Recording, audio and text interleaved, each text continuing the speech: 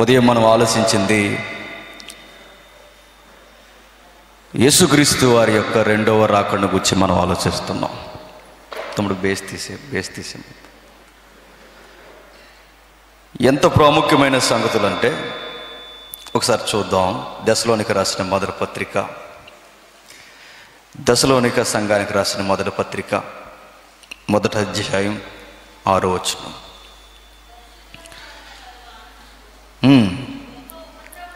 పరిశుద్ధాత్మ కలుగు ఆనందముతోనూ గొప్ప ఉపద్రవమందు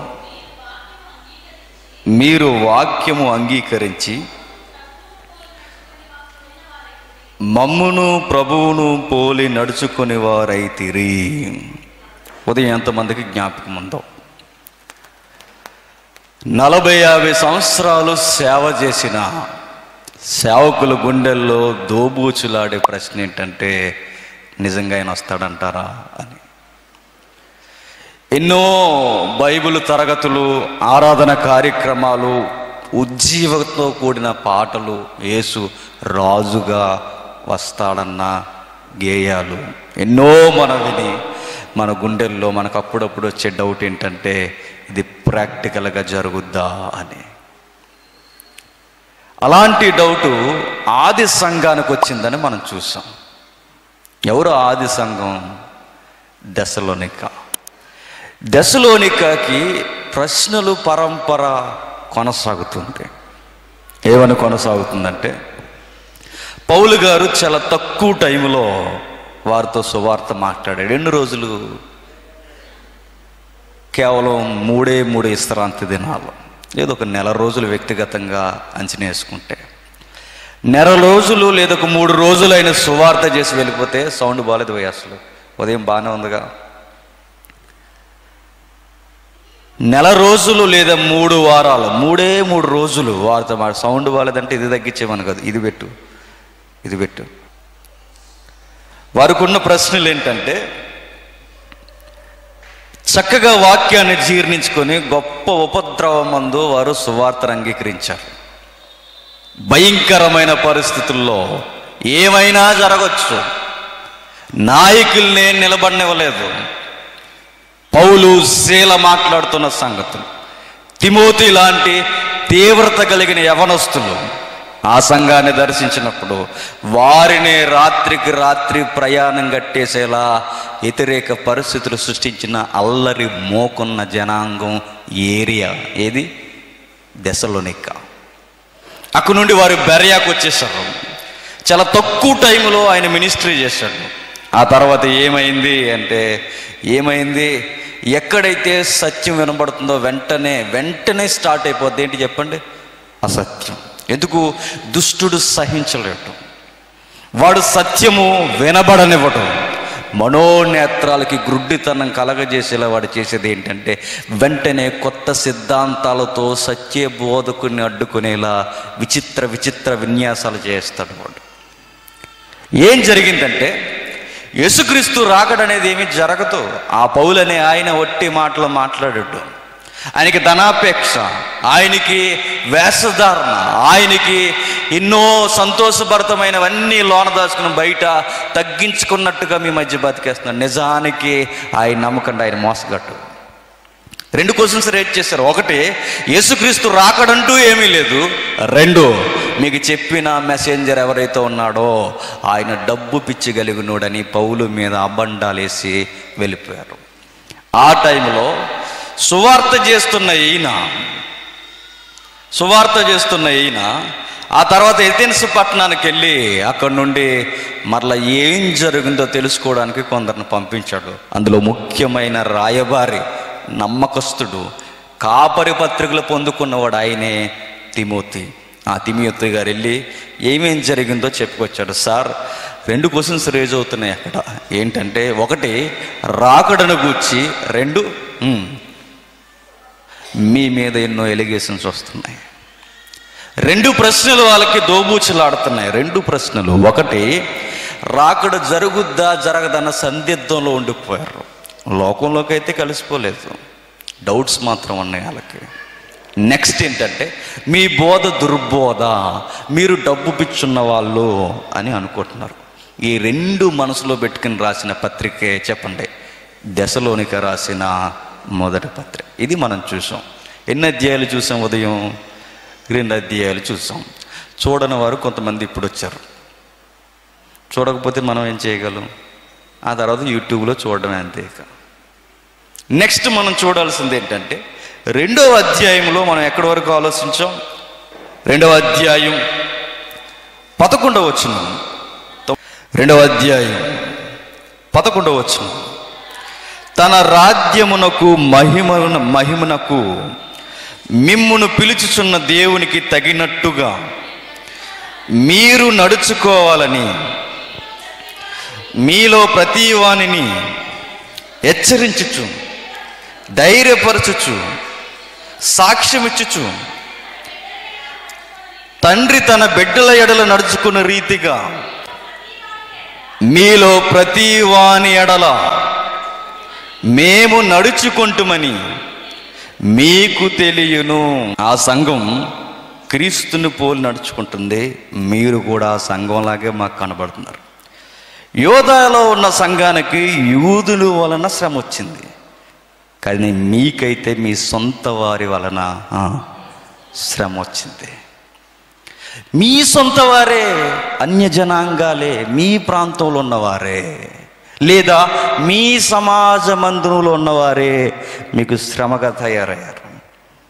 కానీ ఒకటి మాత్రం నేను చెప్తా, ఆ యూదులు తమ పాపమును ఎల్లప్పుడూ సంపూర్తి చేయుటకై ప్రభు అయిన యేసుక్రీస్తు ప్రవక్తలను చంపి మమ్మును హింసించి అన్యజనులకు రక్షణ పొందుటకై వారితో మేము మాట్లాడకుండా మమ్మను ఆటంకపరచుచు దేవునికి ఇష్టలు కాని వారును మనుషులకందరికీ విరోధులై ఉన్నారు.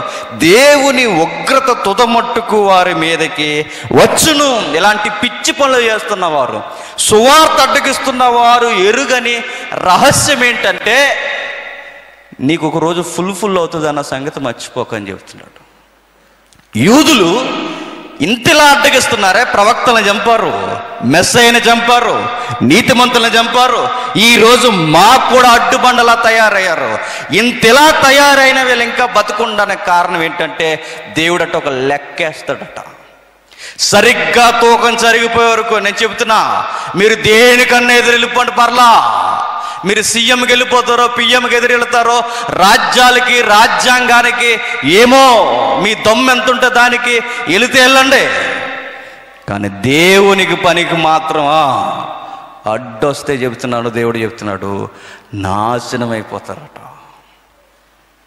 మీరు మనుషులకు వ్యతిరేకమైతే ఏమవుతుంది? లోనికి వెళ్తారంతే, మళ్ళీ వస్తారు ఒకరోజు బయటికి.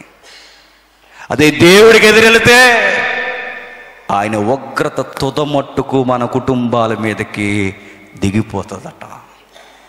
ఇన్ని చేసిన వీడికి ఏం అవట్లేదంటే లెక్క ఇంకా జమ అవ్వలేదన్నమాట.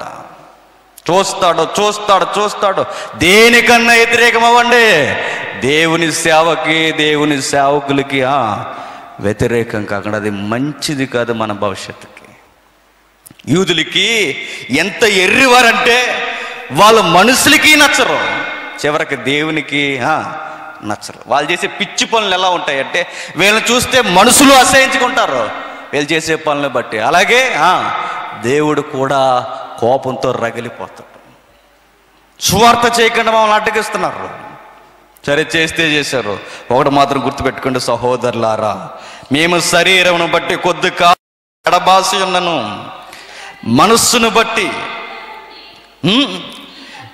మీ దగ్గర ఉండి మిగిలిన అపేక్షతో మీ ముఖము చూడవలనని మరి ఎక్కువగా ప్రయత్నము చేసింది. కాబట్టి మీ యొద్ద రావాలని ఉంటిమి. పౌలును నేను పలుమార్లు రావాలనున్నాను, కానీ సాతాను మమ్మును అభ్యంతరపరచును. ఎవరు సాతాను? దేవుని పని గడ్డొచ్చే ప్రతి ఒక్కడు చెప్పండి, సాతానే. సాతాను కూడా అడ్డు రావడం అంటే ఆడు పెద్ద కొమ్ములు వేసుకుని, నాలుగు బయట పెట్టుకుని, కళ్ళుకి కాటుకి పెట్టుకుని, లైట్లు వేసుకుని ఏదో ఉందిగా లకలక, అలా రాదు. అది కాదు సాతానంటే. అలా ఉండదు సాతాన్ అంటే ఎలా ఉంటాడంటే దేవునికి అడ్డుబండ్లగా రావడానికి ఎవడో ఒకరిని రెడీ చేస్తాడు. అది పోయే కాలం అన్న సంగతి పోయేకి అర్థం అవుతుంది.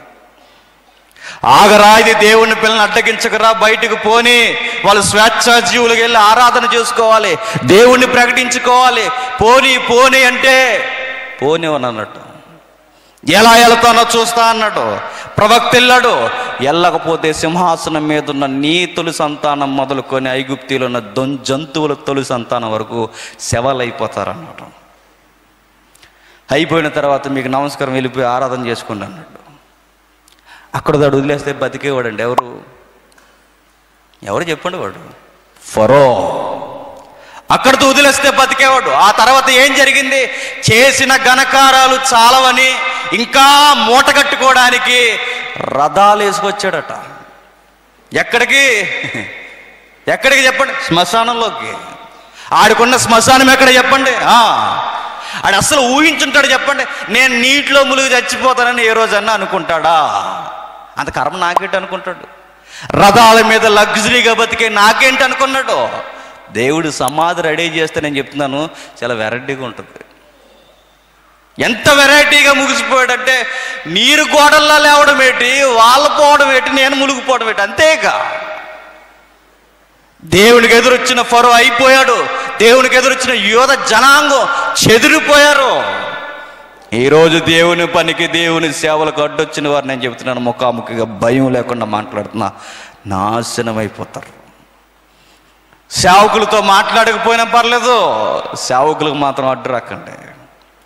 సేవకులు జోలికి మాత్రం పోకండి. సేవకులు అంటే చేతగానోళ్ళు అనుకోకండి. వాళ్ళ వెనక దేవుడు ఉన్నాడు, ఆయన చూస్తాడు, సంపూర్తి అయ్యేంత వరకు ఎదురు చూస్తాడు. ఒకే రోజు అందరికి బుద్ధి వచ్చేలా అడ్డొచ్చిన వానికి తగిన పాఠం చెబుతాడు. కానీ మాకు వారి మీద ఫోకస్ లేదు. ఎందుకో చెప్పనా? ఇదంతా కథ వెనకున్న ఒకడు ఉన్నాడు. ఎవడు చెప్పండి? సాతాను. వాడు మా టార్గెట్. మాకు ఫరో విరోధి కాదు, మాకు అడ్డొస్తున్న వారు విరోధులు కాదు, మాకు విరోధులు వీళ్ళు ఎవ్వరూ కాదు. కనబడని ఒక స్వార్థపరుడు ఉన్నాడు. వాడెవడు? సాతాను. వాడే మమ్మల్ని ఆటంకపరుస్తున్నాడు. యూదులని మాత్రమే అనుకోవట్లేదు, మమ్మల్ని ఆటంకపరిచేది పలుమార్లు మాకు అభ్యంతరం కలగజేసింది ఎవరు? సాతాను. 3 రోజులు మీతో వాక్యం మాట్లాడాను, ఎన్నోసార్లు మీ దగ్గరికి రావాలనుకున్నాను, మీతో మాట్లాడాలనుకున్నాను. 3 విశ్రాంతి దినాలు. కానీ రావాలన్న ప్రయత్నం, మీ ముఖం చూడాలన్న ప్రయత్నం నేను ఎన్నో మార్లు చేస్తున్నా. దుష్టుడు నన్ను అడ్డగించేశాడు. కానీ మంచి మాట అన్నాడు. కానీ ఏంటో చెప్పనా? ఎక్కడ మిమ్మల్ని చూడకపోవచ్చు, ఒకరోజు మిమ్మల్ని నేను చూస్తా. ఈరోజు నేను చూడకపోవచ్చు, కానీ ఒక రోజు నేను చూస్తా. ఆ రోజు నేను చూసినప్పుడు మీరే నా ఆనందం అంటున్నాడు. ఏంటట? ఎలయనగా మా నిరీక్షణ ఆనందమైనను అతిశయ కిరీటమైనను ఏది? మన ప్రభు అయిన యేసు యొక్క రాకడ సమయమున ఆయన ఎదుట మీరే కదా అన్నాడు. చూడండి ఎంత గంభీరమైన మాట. ఆ పత్రికలో వారికి వచ్చిన డౌట్ ఏంటో ఆన్సర్ చేస్తున్నాడు. యేసుక్రీస్తు రాకడ లేదనుకోకండి, ఉంది. నాకున్న ధైర్యం ఏంటంటే పలుమార్లు మీ దగ్గర రావాలని ప్రయత్నం చేస్తున్నా దుష్టుడు నన్ను అడ్డగిస్తున్నాడు. కానీ ఒక రోజు వాడిని అడ్డగించలేడు. ఆ రోజు మీరు నిలబెడతారు, నేను నిలబడతాను. మన ప్రభు ఎదుట నిలబడిన తర్వాత మీరే నా ఆనందం, నా అతిశయ కిరీటం. దేవా, ఆ రోజు నేను మా దెసలోనికకి వెళ్ళినప్పుడు మాసిదోనియా నుంచి వచ్చిన వెంటనే నేను దర్శించిన ప్రాంతాల్లో దెసలోనిక 3 రోజులు మాట్లాడాను ప్రభువా. ఆ 3 రోజులకి తీవ్రతతో నిలబడిన సంఘం ఇదిగో వీళ్ళని ఆ రోజు ఘనముగా, ధైర్యముగా ఆ జీతగాడు చెప్పుకుంటాడట. ఆ పనిగాడు, ఆ దాసుడు దేవుని దగ్గర ఫలం పొందుకునే అర్హత కలిగిన గొప్ప దైవజనుడు ఆ రోజు చెప్పుకుంటాడట. నేను అడుగుతున్నాను, సంఘస్థులారా, సంఘ సేవకులారా, మన అతిశయ కిరీటం ఏది చెప్పండి? ఈరోజు మీ అతిశయ కిరీటం అంటే ఏంటని అడిగితే ఇంకా మేము ఫేమస్ అవ్వలేదండి. ఎక్కడ అవ్వాలి నువ్వు ఫేమస్? ఎక్కడవ్వాలి? దేనికి అవ్వాలి? మన గుండెల్లో ఉండాల్సిన అతిశయ కిరీటం ఏంటంటే, దేవా నలుగురినిచ్చావు, ఆ నలుగురు నేను కాపాడాను, ఇరుగో నేను పని చేసిన ఫలం, నీ పంటే నాకు అతిశయ కిరీటం. ఎన్ని ఆత్మలను పట్టుకున్నామన్నది ప్రాముఖ్యం. మనకి వాడబారని కిరీటంలో ఆ రోజు నిలబడేది సంఘం, విశ్వాసులు. ఒకరోజు సైంట్ జెర్మ్, ఒకసారి ప్లే చేద్దాముడు. సైంట్ జెరోమ్ అని ఒక పెద్ద ఆయన ఉన్నాడు. చూడండి ఒకసారి ఆయన్ని. రోమన్ క్యాథలిక్ బ్యాక్గ్రౌండ్ ఆయన, ఒక మాంక్. మీరు జాగ్రత్తగా చూడండి. చాలా పిచ్చండి ఆయనకి దేవుడు అంటే. చూసారా? అంత అలానే వచ్చు. చూడండి, యేసు ప్రభువును చూస్తూ గ్రంథం ముందు పెట్టుకొని 2 చేతులు జోడించుకొని మహాభక్తుడు, పరిశుద్ధుడు సైంట్ జెరోమ్. మీరు గూగుల్లో చూడండి కావాలంటే. ఎంత గొప్ప వ్యక్తి అంటే, ఎన్నో సంఘాలు కట్టాడు, ఎందరో విశ్వాసులను దర్శించాడు, ఎందరితోనో మాట్లాడాడు. 83-84 సంవత్సరాల వరకు సువార్తలు తిరిగాడు. 16-15 శతాబ్దాలలో తిరుగుతున్న ఆయన తిరుగుతూ తిరుగుతూ తిరుగుతూ సువార్త ఎలా చేశాడో చెప్పనా? ఈరోజు మనకు వెహికల్స్ ఉన్నాయంటే, ఆ రోజు వాళ్ళు కాలినడక నడిచేవారు. నడుస్తూ నడుస్తూ నడుస్తూ సేవ చేసి కొంత దూరం నడిచి అరుగు మీద కూర్చుని, మరికొంత దూరం నడిచి మరొక దొంగ మీద కూర్చుని, మరికొంత దూరం నడిచి ఎక్కడో ప్రశాంతంగా ఉన్న స్థలంలో కూర్చుని ఇంటింటికి వెళ్ళి సువార్త. అప్పటికే గొప్ప దైవజనుడు ఆయన. ఆయనకి ప్రత్యేకమైన శిష్య బృందం ఉంది. ఒకరోజు శిష్యులు వచ్చి అడిగారు, ఏమన్నా తెలుసా అయ్యా, ఇన్నేళ్ళు మీరు సేవ చేశారే, 80-90 సంవత్సరాలు మీకు వచ్చేసాయి, ఇంకెందుకు సార్ మీరు ఇంత కష్టపడి అరుగుల మీద అక్కడెక్కడ కూర్చొని, ఆరోగ్యం లేకపోయినా ఇంత కష్టపడుతున్నారు దేనికి? ఇంక కష్టపడించాలు, ఏమని ఉంటే మేము చేస్తాంగా, శిష్యులుగా మేము ఉన్నాంగా, మీరు అంత కష్టపడకండి, మేము చేసుకుంటామంటే. ఆ రోజు ఆ పెద్ద ఆయన అన్న మాట ఏంటో తెలుసా? అంటే, నా ప్రభు వచ్చే సమయానికి నన్ను ఖాళీగా ఉండమంటున్నారా అని అడిగాడు ఆయన. ఇది దమ్మున్న మాట అండి. అది నా ప్రభు వచ్చే సమయానికి నన్ను ఖాళీగా ఉండమని చెప్తున్నారా మీరందరూ? ఆయన ఈరోజే వస్తే, ఇప్పుడే వస్తే మంచం మీద పడుకుని కనబడాలా నేను? హోటల్ రూమ్లో కూర్చుని తింటూ ఉండాలా నేను? ఆయన ఇప్పుడే వస్తే ఫంక్షన్లో ఉండాలా? నేను ఎక్కడ ఉండాలి? నా ప్రభు ఈరోజే వస్తే ఆయన సేవలో ఉండాలి. ఇది నా దుద్నా, ఇది నా ఆశ, ఇది నా నిరీక్షణ. నా అతిశయ కిరీటం ఏంటంటే, ప్రభు వచ్చే సమయానికి, దేవా ఇదిగో ఎంతమందికి వాక్యం చెప్పానయ్యా, ఎంతమంది నిలబడ్డారయ్యా, ఇరుగో ఇరుగో వీరే చెప్పుకోవాలనుకుంటాడు నిరీక్షణ కలిగిన సేవకుడు. పౌలు కూడా అంటున్నాడు, మా ఆనందం ఏదన్నా ఉంది అంటే ఆ రోజు యేసుక్రీస్తు రాకడ సమయంలో ఆయన ఎదుట మీరే కదా, మీరే కదా, మీరే కదా, సంగమా మీరే కదా. సంఘాన్ని ఎందుకు తల్లిలా ప్రేమించాడు? ఎందుకు సంఘాన్ని తండ్రిలా హెచ్చరించాడు? ఎందుకు ఒక పేరెంట్స్ ఎలా అయితే చూసుకుంటారో అలా ఎందుకు చూసుకున్నారు సంఘాన్ని? కిరీటాన్ని అంత బాగా చూసుకోకపోతే ఇంకెలా చూసుకోవాలి? దేవుడు రక్తం ఇచ్చి సంపాదించిన సంఘాన్ని ఎలా చూడాలి? ఈరోజు సంఘాలు ఎలా తయారయ్యాయో చెప్పండి. అయ్యగారికి బానిసలు మనం. ఒకరోజు దేవుడు అడుగుతాడు, నేను చెప్తున్నా, దేవుడు అడుగుతాడు, ఏం చేస్తావు జేమ్స్ ఆ రోజు? ఏదికి మీద అడావుడిగా తిరిగావు కదా, ఏం చేసావు అర్ధగంట, ఏం చేసావు ఆ గంట? సేవ చేయరా అని నేను కూర్చోబెడితే సెటిల్మెంట్లు చేసుకుంటూ కూర్చున్నావా? సేవ చేయరా అని నేను కూర్చోబెట్టుకుంటే సంపాదన మోజులో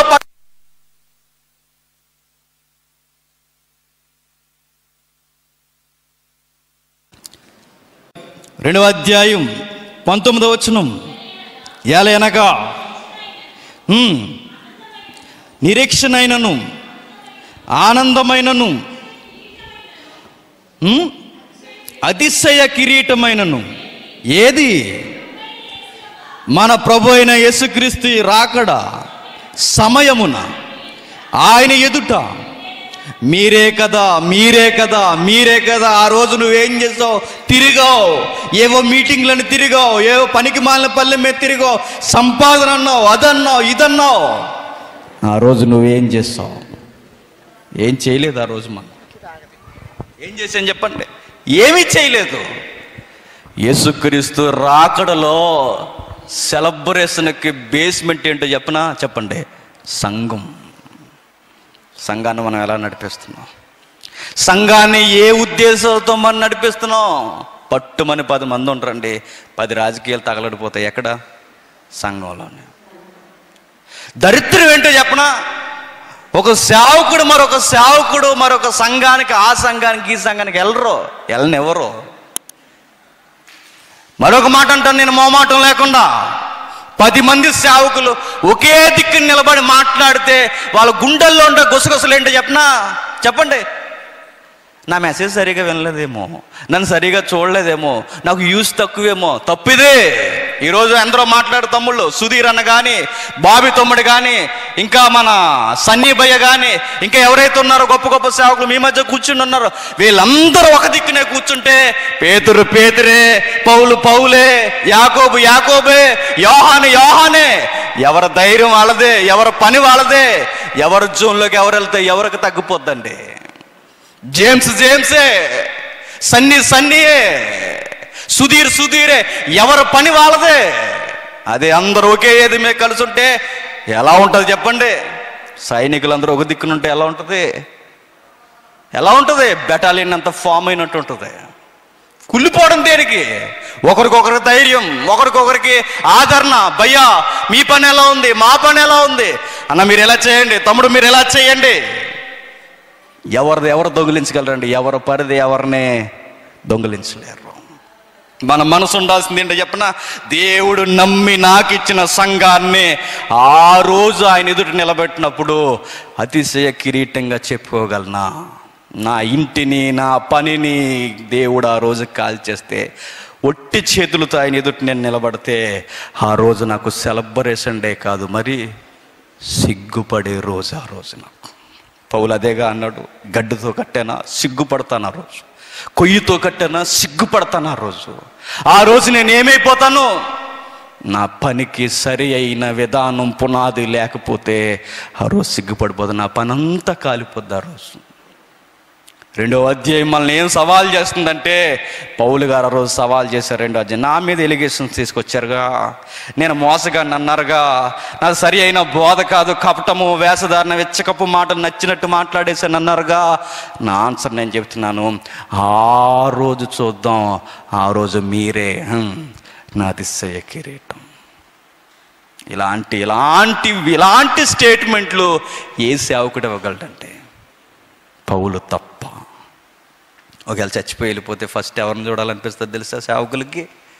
చెప్పండి. పెద్ద ఆయన పౌలు గారు ఎక్కడున్నారండి అని అడగాలనిపిస్తుంది. నిజంగా ఆయన సేవ, ఆయన రాక ఒక కొసం మెరుపండి క్రైస్తవ్యానికి, నూతన వరవడి. ఎవరికి ఏం చెప్పాలి, ఎవరితో ఏం మాట్లాడాలి, ఎవరిని ఎలా ఆదరించాలి, ఎవరిని ఎలా నిలబెట్టాలి, సేవ వెళ్ళొచ్చిన తర్వాత ఎలా ఎంక్వైరీ చేయాలి. ఎంత మేధావండి అపోస్తలుడైన పౌలు గారు. మనకున్న ప్రశ్న, యేసుక్రీస్తు రాకడ జరుగుద్దా అంటే పౌలు గారు అంటున్నారు, జరగకపోతే ఇంకేం జరుగుద్ది అంటున్నాడు ఆయన. జరుగుద్దా అనడానికి నా పని చూడండి, నా వైఖరి చూడండి. నాకు దేని మీద లేదు, దేని మీద ఆశ లేదు, నా గురంతా ఒక్కటే. ఆ రోజు ఆనందం ఆనందం ఆనందం ఆనందం అన్నాడు అంతే. ఇప్పుడు 3వ అధ్యాయం. కాబట్టి మీరు సహింపచాలక ఎథెన్స్లో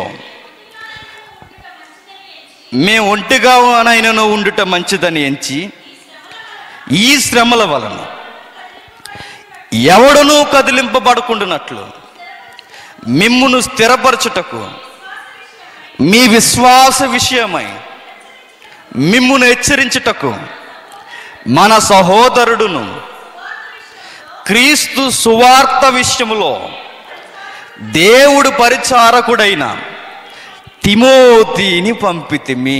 ఎంక్వైరీకి ఎవరిని పంపించారట? తిమోతికి. నిజంగా నేను అడుగుతున్నాను మరలా ఒక మాట, ఒక గొప్ప దైవజనుల దగ్గర మనం సేవకులుగా జత పనివారుగా ఉంటే మిమ్మల్ని నమ్మి సంఘం చూసిరా అని నేను పంపించగలంత నమ్మకమైన సాక్షిగా నువ్వు ఉన్నావా? నువ్వు వద్దురా బాబు అంటారు మనం వెళ్తామంటే.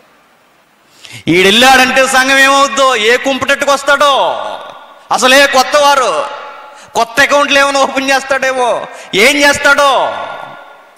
తిమోతి చూడండి, పౌలు గుండె ఎలా కొట్టుకుంటుందో యేసుక్రీస్తు కొరకు, ఈ కుమారుడు గుండె కూడా అలానే కొట్టుకుంటుంది. ఆయన స్పందన ఎలా ఉంటుంది, ఈయన స్పందన అలానే ఉంటుంది. ఎంత నమ్మకమైన రాయిబారంటే తిమోతి. సరే ఏం జరుగుతుందని నేను చెప్పేస్తా, చెప్పు రావడమే కాదు, హెచ్చరించి స్థిరపరిచి ఇంకా వారి తీవ్రతను పెంచి నేను వస్తా. కానీ ఒక విషయం, నేను చెప్పే కన్నా మీరు చెబితే ఇంకా బాగుంటుందని లెటర్ రాయడానికి రెడీ చేశాడు ఆయన. మరొక మాట అక్కడ ఉంది చూడండి, మేము మీ వద్ద ఉన్నప్పుడు మనం శ్రమ అనుభవించవలసి ఉన్నదని మీతో ముందుగా చెప్పితేమి కదా, అలాగే జరిగినది. మీకు బేస్మెంట్ ఎలా వేసాం మేము చెప్పండి? శ్రమలు వస్తాయని చెప్పాను, వచ్చాయి. సంఘం ఎప్పుడు నిలబడతా చెప్పనా? సరి అయిన హెచ్చరిక, గద్దింపులు, శ్రమలు వస్తాయి, జీవితానికి సుఖం ఉండదు అని ఎప్పుడైతే మనం సరిగ్గా పునరుద్ధానం రాకడ మీద మనిషిని నిలబెట్టామో ఏం జరిగినా వాడు నిలబడిపోతాడు. అది చెప్పకుండా సోది చెప్పి, అది చెప్పి, ఇది చెప్పి, కాకమ్మ కబుర్లు, కథలు అన్నీ చెప్పి సంఘాన్ని వారానికి ఒక గంటగా ఏదో చెప్పి నడిపించేద్దాం అనుకుంటే నేను చెప్తున్నాను. ఒకరోజు సంఘం ఏమవుతుంది చెప్పనా, సార్ మేము చాలా బిజీగా ఉన్నాం, మీరు ఈ వారం రాకండి అంటారు గొడవ లేకుండా. ఈరోజు ఎలా ఉన్నారు చెప్పండి? గంటేగా ఏదో చెప్పేద్దాం, ఏదో ఒక సందర్భం చూసుకుందాం, 2 వార్తలు చూసుకుందాం, లేదా ఎవరినో ఒకరిని తిడదాం, ఎవరినో ఒకరిని మనసులో పెట్టుకుందాం, ఏదో ఒకటి చెప్పేద్దాం, గంటేగా అయిపోద్ది. వినేవాళ్ళు పెద్ద గొర్రెలు, నిలబడినోడు ఇదో పెద్ద కొండ గొర్రు, ఇద్దరు నిలబడి మాట్లాడతారు. ఏం చెప్తున్నారంటే, అయ్యి బాబు ఇంకా ఆయన చెప్పినట్టు ఇంకెవరు, నిజమే ఆయన చెప్పినట్టు ఎవరు చెప్పరు, ఆయనే చెప్తాడు అలాగా. నిజమే ఆయన చెప్పినట్టు ఎవరూ చెప్పరు. ఎవరైనా బైబిల్ చెప్తారు, మీ అయ్యగారెడ్డి సోది చెప్తున్నాడు, ఆయన సోదే చెప్తాడు ఆయన. మీకైనా ఉండాలిగా, మీకైనా గ్రహింపు ఉండాలిగా. అరే ఏంటి, నా ఆత్మీయతకు ఏమాత్రం ఉపయోగపడుతుంది ఈ ప్రసంగం, నా ఆత్మీయతకు ఏమాత్రం తీవ్రత కలగజేస్తుంది? ఉండాలి మనకి. సిలువ లేని ప్రసంగమైన, రాకడ మీద గురి లేని ప్రసంగమైన అది ప్రసంగం కాదు, నీతి సూత్రాలు మాత్రమే. ప్రసంగాల్లో సిలువ ఎక్కడ కనబడుతుంది ఈరోజు? ప్రసంగాల్లో రాకడ మీద గురి ఎక్కడుంది ఈరోజు? లేదు, ఎప్పుడో పోయాయి. ఈరోజు మోకాళ్ళు వేయడం మనకు కొత్తగా ఉంది. ఈరోజు సిలువను గురించి మాట్లాడడం వింతగా ఉంది. మరణాత అనే పదం అనడానికి గుండెల్లోంచి అనాలా వద్దనే అనుమానంగా ఉంది. ఏ ఉండాలి అవి పోయాయి, ఏం అవసరం లేదు. అవి లగ్జరీ క్రిస్టియానిటీ అలవాటు చేసుకున్నాం. స్టైల్గా వస్తాం, స్టైల్గా కూర్చుంటాం, ఆయన కంగారు పడడం, మీరు కంగారు పడకండి, ఏం కంగారు పడకండి, ఆమేన్ అని వెళ్ళిపోతాం అంతే. ఇదిగా ఈరోజు సంఘానికి ఉన్నది. ఏముందండి సంఘానికి? ఏముంది చెప్పండి? ఏమి ఎరగదీస్తున్నాం దేవుని వరకు? ఏమి చేయం మనం. మార్కులు వేస్తాం చెప్పిన ఆయనకి. ఏమని చెప్పొచ్చు కానీ మరి అంత అరిసి చెప్పాలండి? మరి ఎలా చెప్పాలి? అరిసి చెప్పినా వినరు, ఏడ్చి చెప్పినా వినరు, ఎలా చెప్పినా వినరు. మీకు ఎలా చెప్పాలి? దేవదూత భాషతో చెప్పాలా? ఎలా చెప్పాలి? ఎలా చెప్పాలి? పౌలు గారు అంటున్నారు, ఇదిగో తిమోతి వచ్చాడు, మీకు ముందే చెప్పానుగా, నేను ముందే చెప్పానుగా, క్రైస్తస్ తప్పదని నేను ముందే చెప్పానుగా అన్నట్టే జరిగింది. ఎందుకంటే స్వచ్ఛమైన సేవకి, నిజాయితీగా జరిగే సేవకి శ్రమ తప్పదుగాక తప్పదు. నెక్స్ట్ ఆయన అంటున్నాడు 5వ వచనంలో, ఇందుచేత నేనును ఇంకను సహింపజాలక శోధకుడు మిమ్మును ఒకవేళ శోధించినేమో అనియు, మా ప్రయాస వ్యర్థమైపోనేమో అనియు, మీ విశ్వాసం మేము తెలుసుకోవాలని ఆ తిమోతిని పంపితిని. నేను 3 రోజులు మాట్లాడి వచ్చేసాను. నెక్స్ట్ ఏం జరిగిందో దెసలోనికలో నాకు తెలియదు.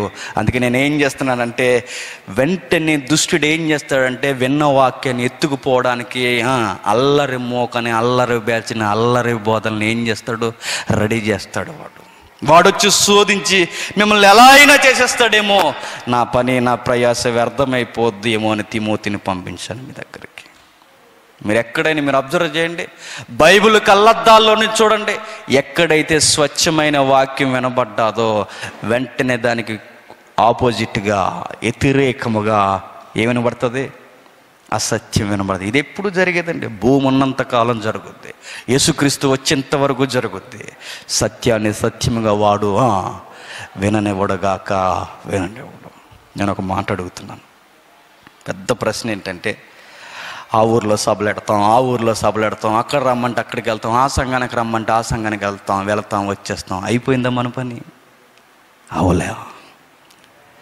ఒక మాట గుర్తుపెట్టుకోండి, ఎక్కడికి పెడితే అక్కడికి వెళ్ళి తిరిగి వచ్చేస్తున్నాం. ఎన్ని ప్రాంతాలు తిరిగామనేది ఇంపార్టెంట్ కాదు.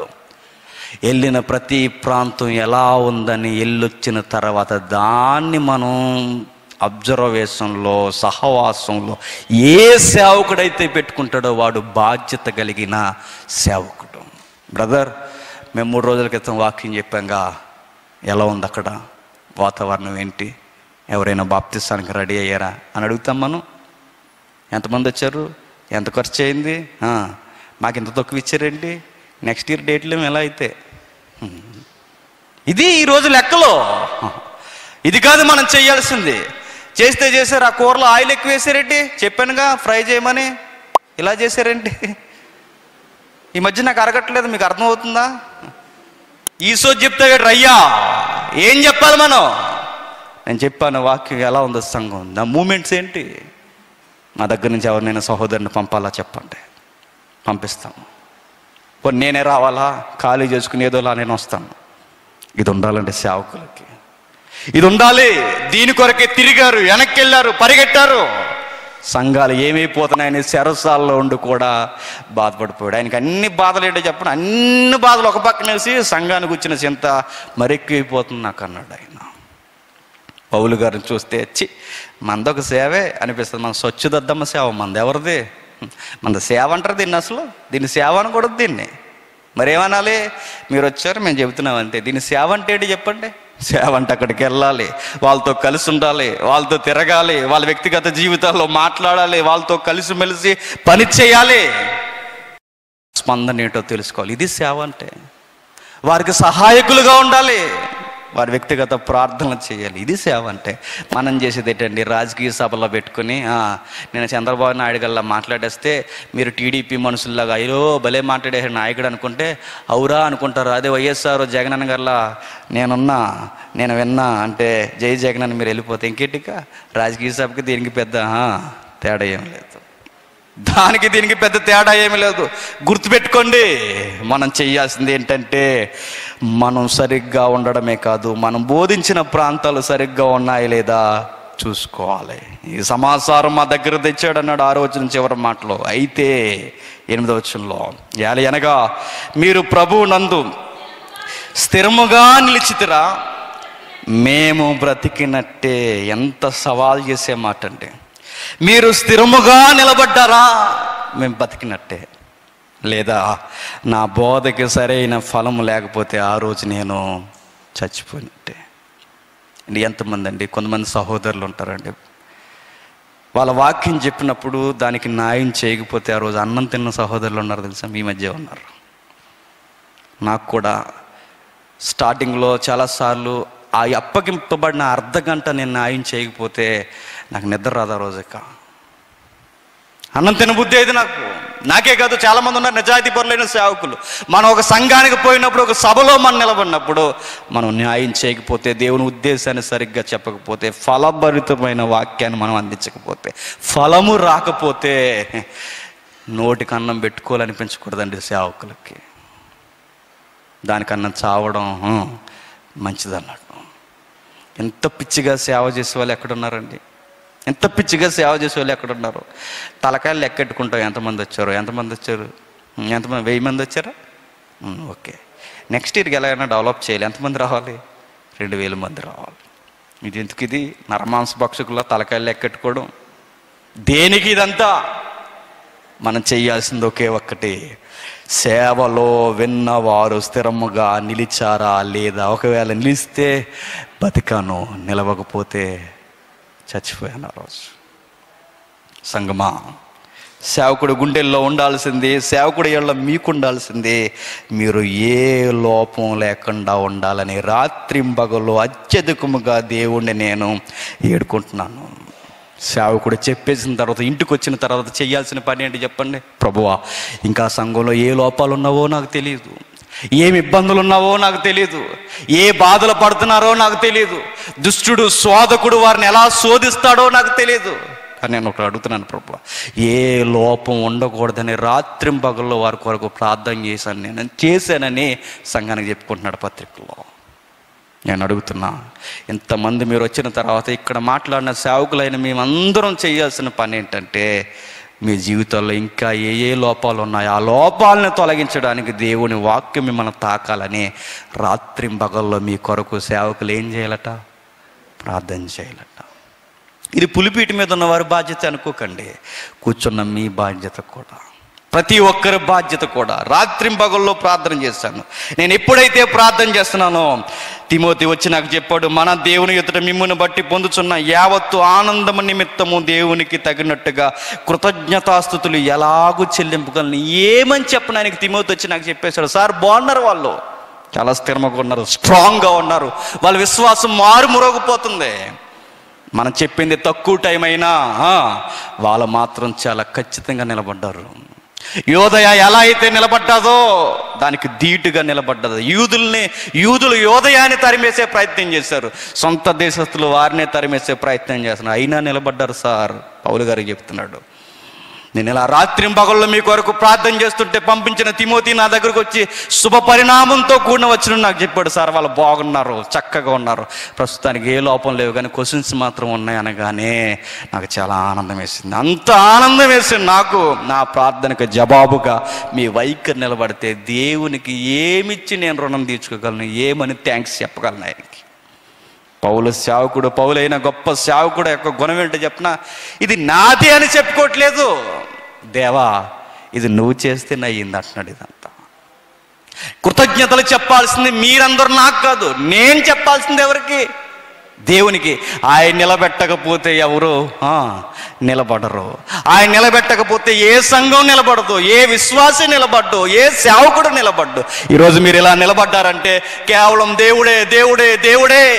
ఆ దేవునికి ఎల్ల వేళలా ఏమని కృతజ్ఞతాస్తుతులు చెల్లించినని ఏమని చెప్పను ఆయనకి. నేను ఏం చెప్పినా తక్కువే ఆయనకి, ఏమిచ్చినా తక్కువే ఆయనకి, నేనేం చేసినా తక్కువే. గొప్ప సేవకుడు ఆయన తగ్గించుకున్న మాట ఏంటంటే, దేవా సంఘం బాగుంటే నాకు చాలు. నిజమండి, మా సేవకుడు చాలా తగ్గించుకుంటాడండి, మాతో కలిసిపోతాడండి, మాతో ఎలా అయినా సహోదరుడిలా ఉంటాడని ఇలాంటి సాక్ష్యం వినగలుగుతున్నావా? అలా కాకుండా మా సేవకుడు నియంతలా పాలిస్తాడండి, ఆయన చెప్పింది వినకపోతే అవసరమైతే మమ్మల్ని గెంటేస్తాడండి అని ఇలాంటి టాక్ మనం వింటున్నామా?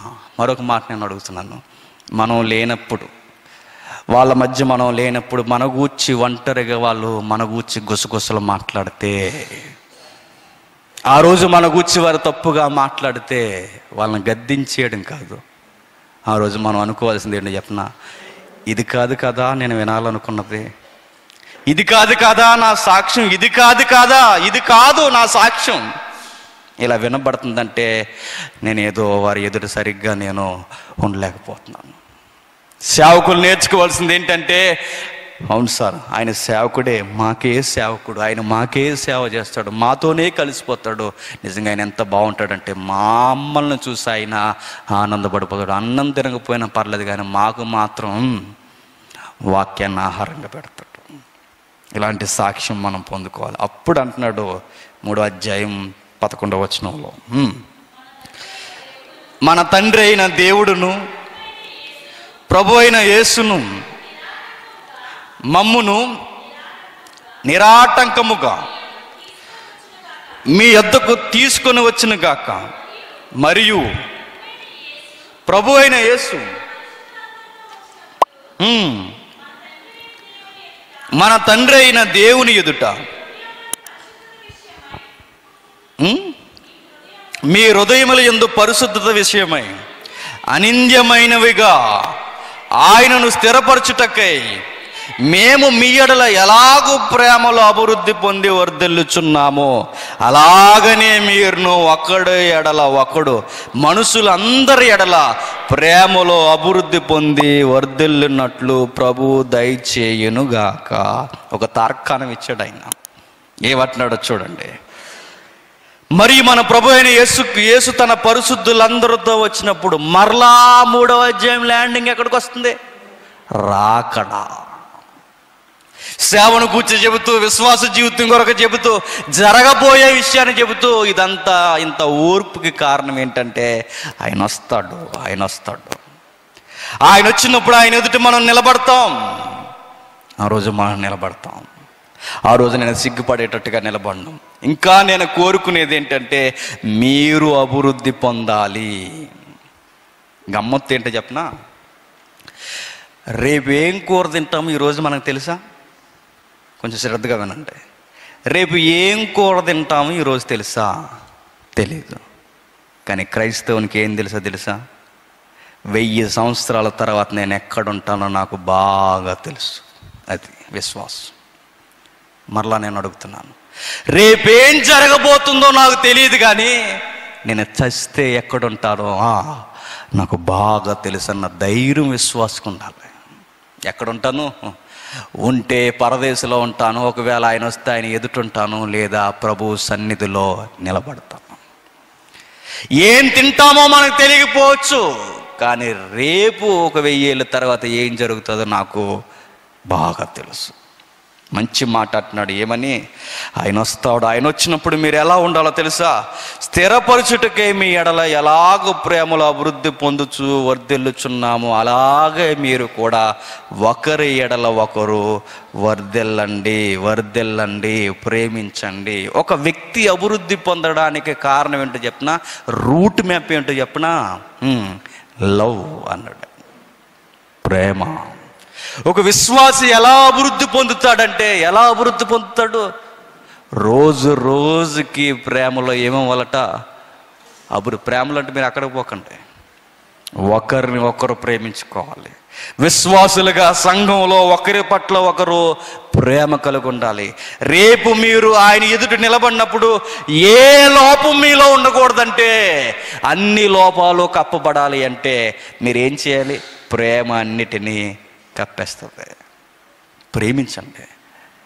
ఎలా ప్రేమించాలంటే ప్రభు అయిన యేసుక్రీస్తు ఎలా ప్రేమించాడో, మిమ్మును మేము ఎలా ప్రేమించామో మీరును ఒకరిని ఒకడు అలా ప్రేమించండి. నిజంగా చెబుతున్నానండి, ప్రేమించబడడానికి అర్హత లేని వాళ్ళు మనం అందరం. కానీ మనల్ని ప్రేమించాడు ఎవరు చెప్పండి? ప్రభు అయిన యేసుక్రీస్తు. ఉచితంగా పొందుకున్న ప్రేమను పరులకు పంచకపోతే ఆయన ఎదుట ఆ రోజు మనం ఎలా నిలబడాలి? సిగ్గుపడాలి. మనం ఎవరిని ప్రేమిస్తాం చెప్పండి? మనల్ని బాయి అన్న వాళ్ళని ప్రేమిస్తాం. మనం ఎవరిని ప్రేమిస్తాం? మన బంధువులను ప్రేమిస్తాం. ఇంకెవరిని ప్రేమిస్తాం? మన నచ్చిన వాళ్ళు ప్రేమిస్తాం. మనం ఎవరిని ప్రేమించని చెప్పండి? మనల్ని తిట్టిన వాళ్ళని ప్రేమిస్తామని చెప్పండి.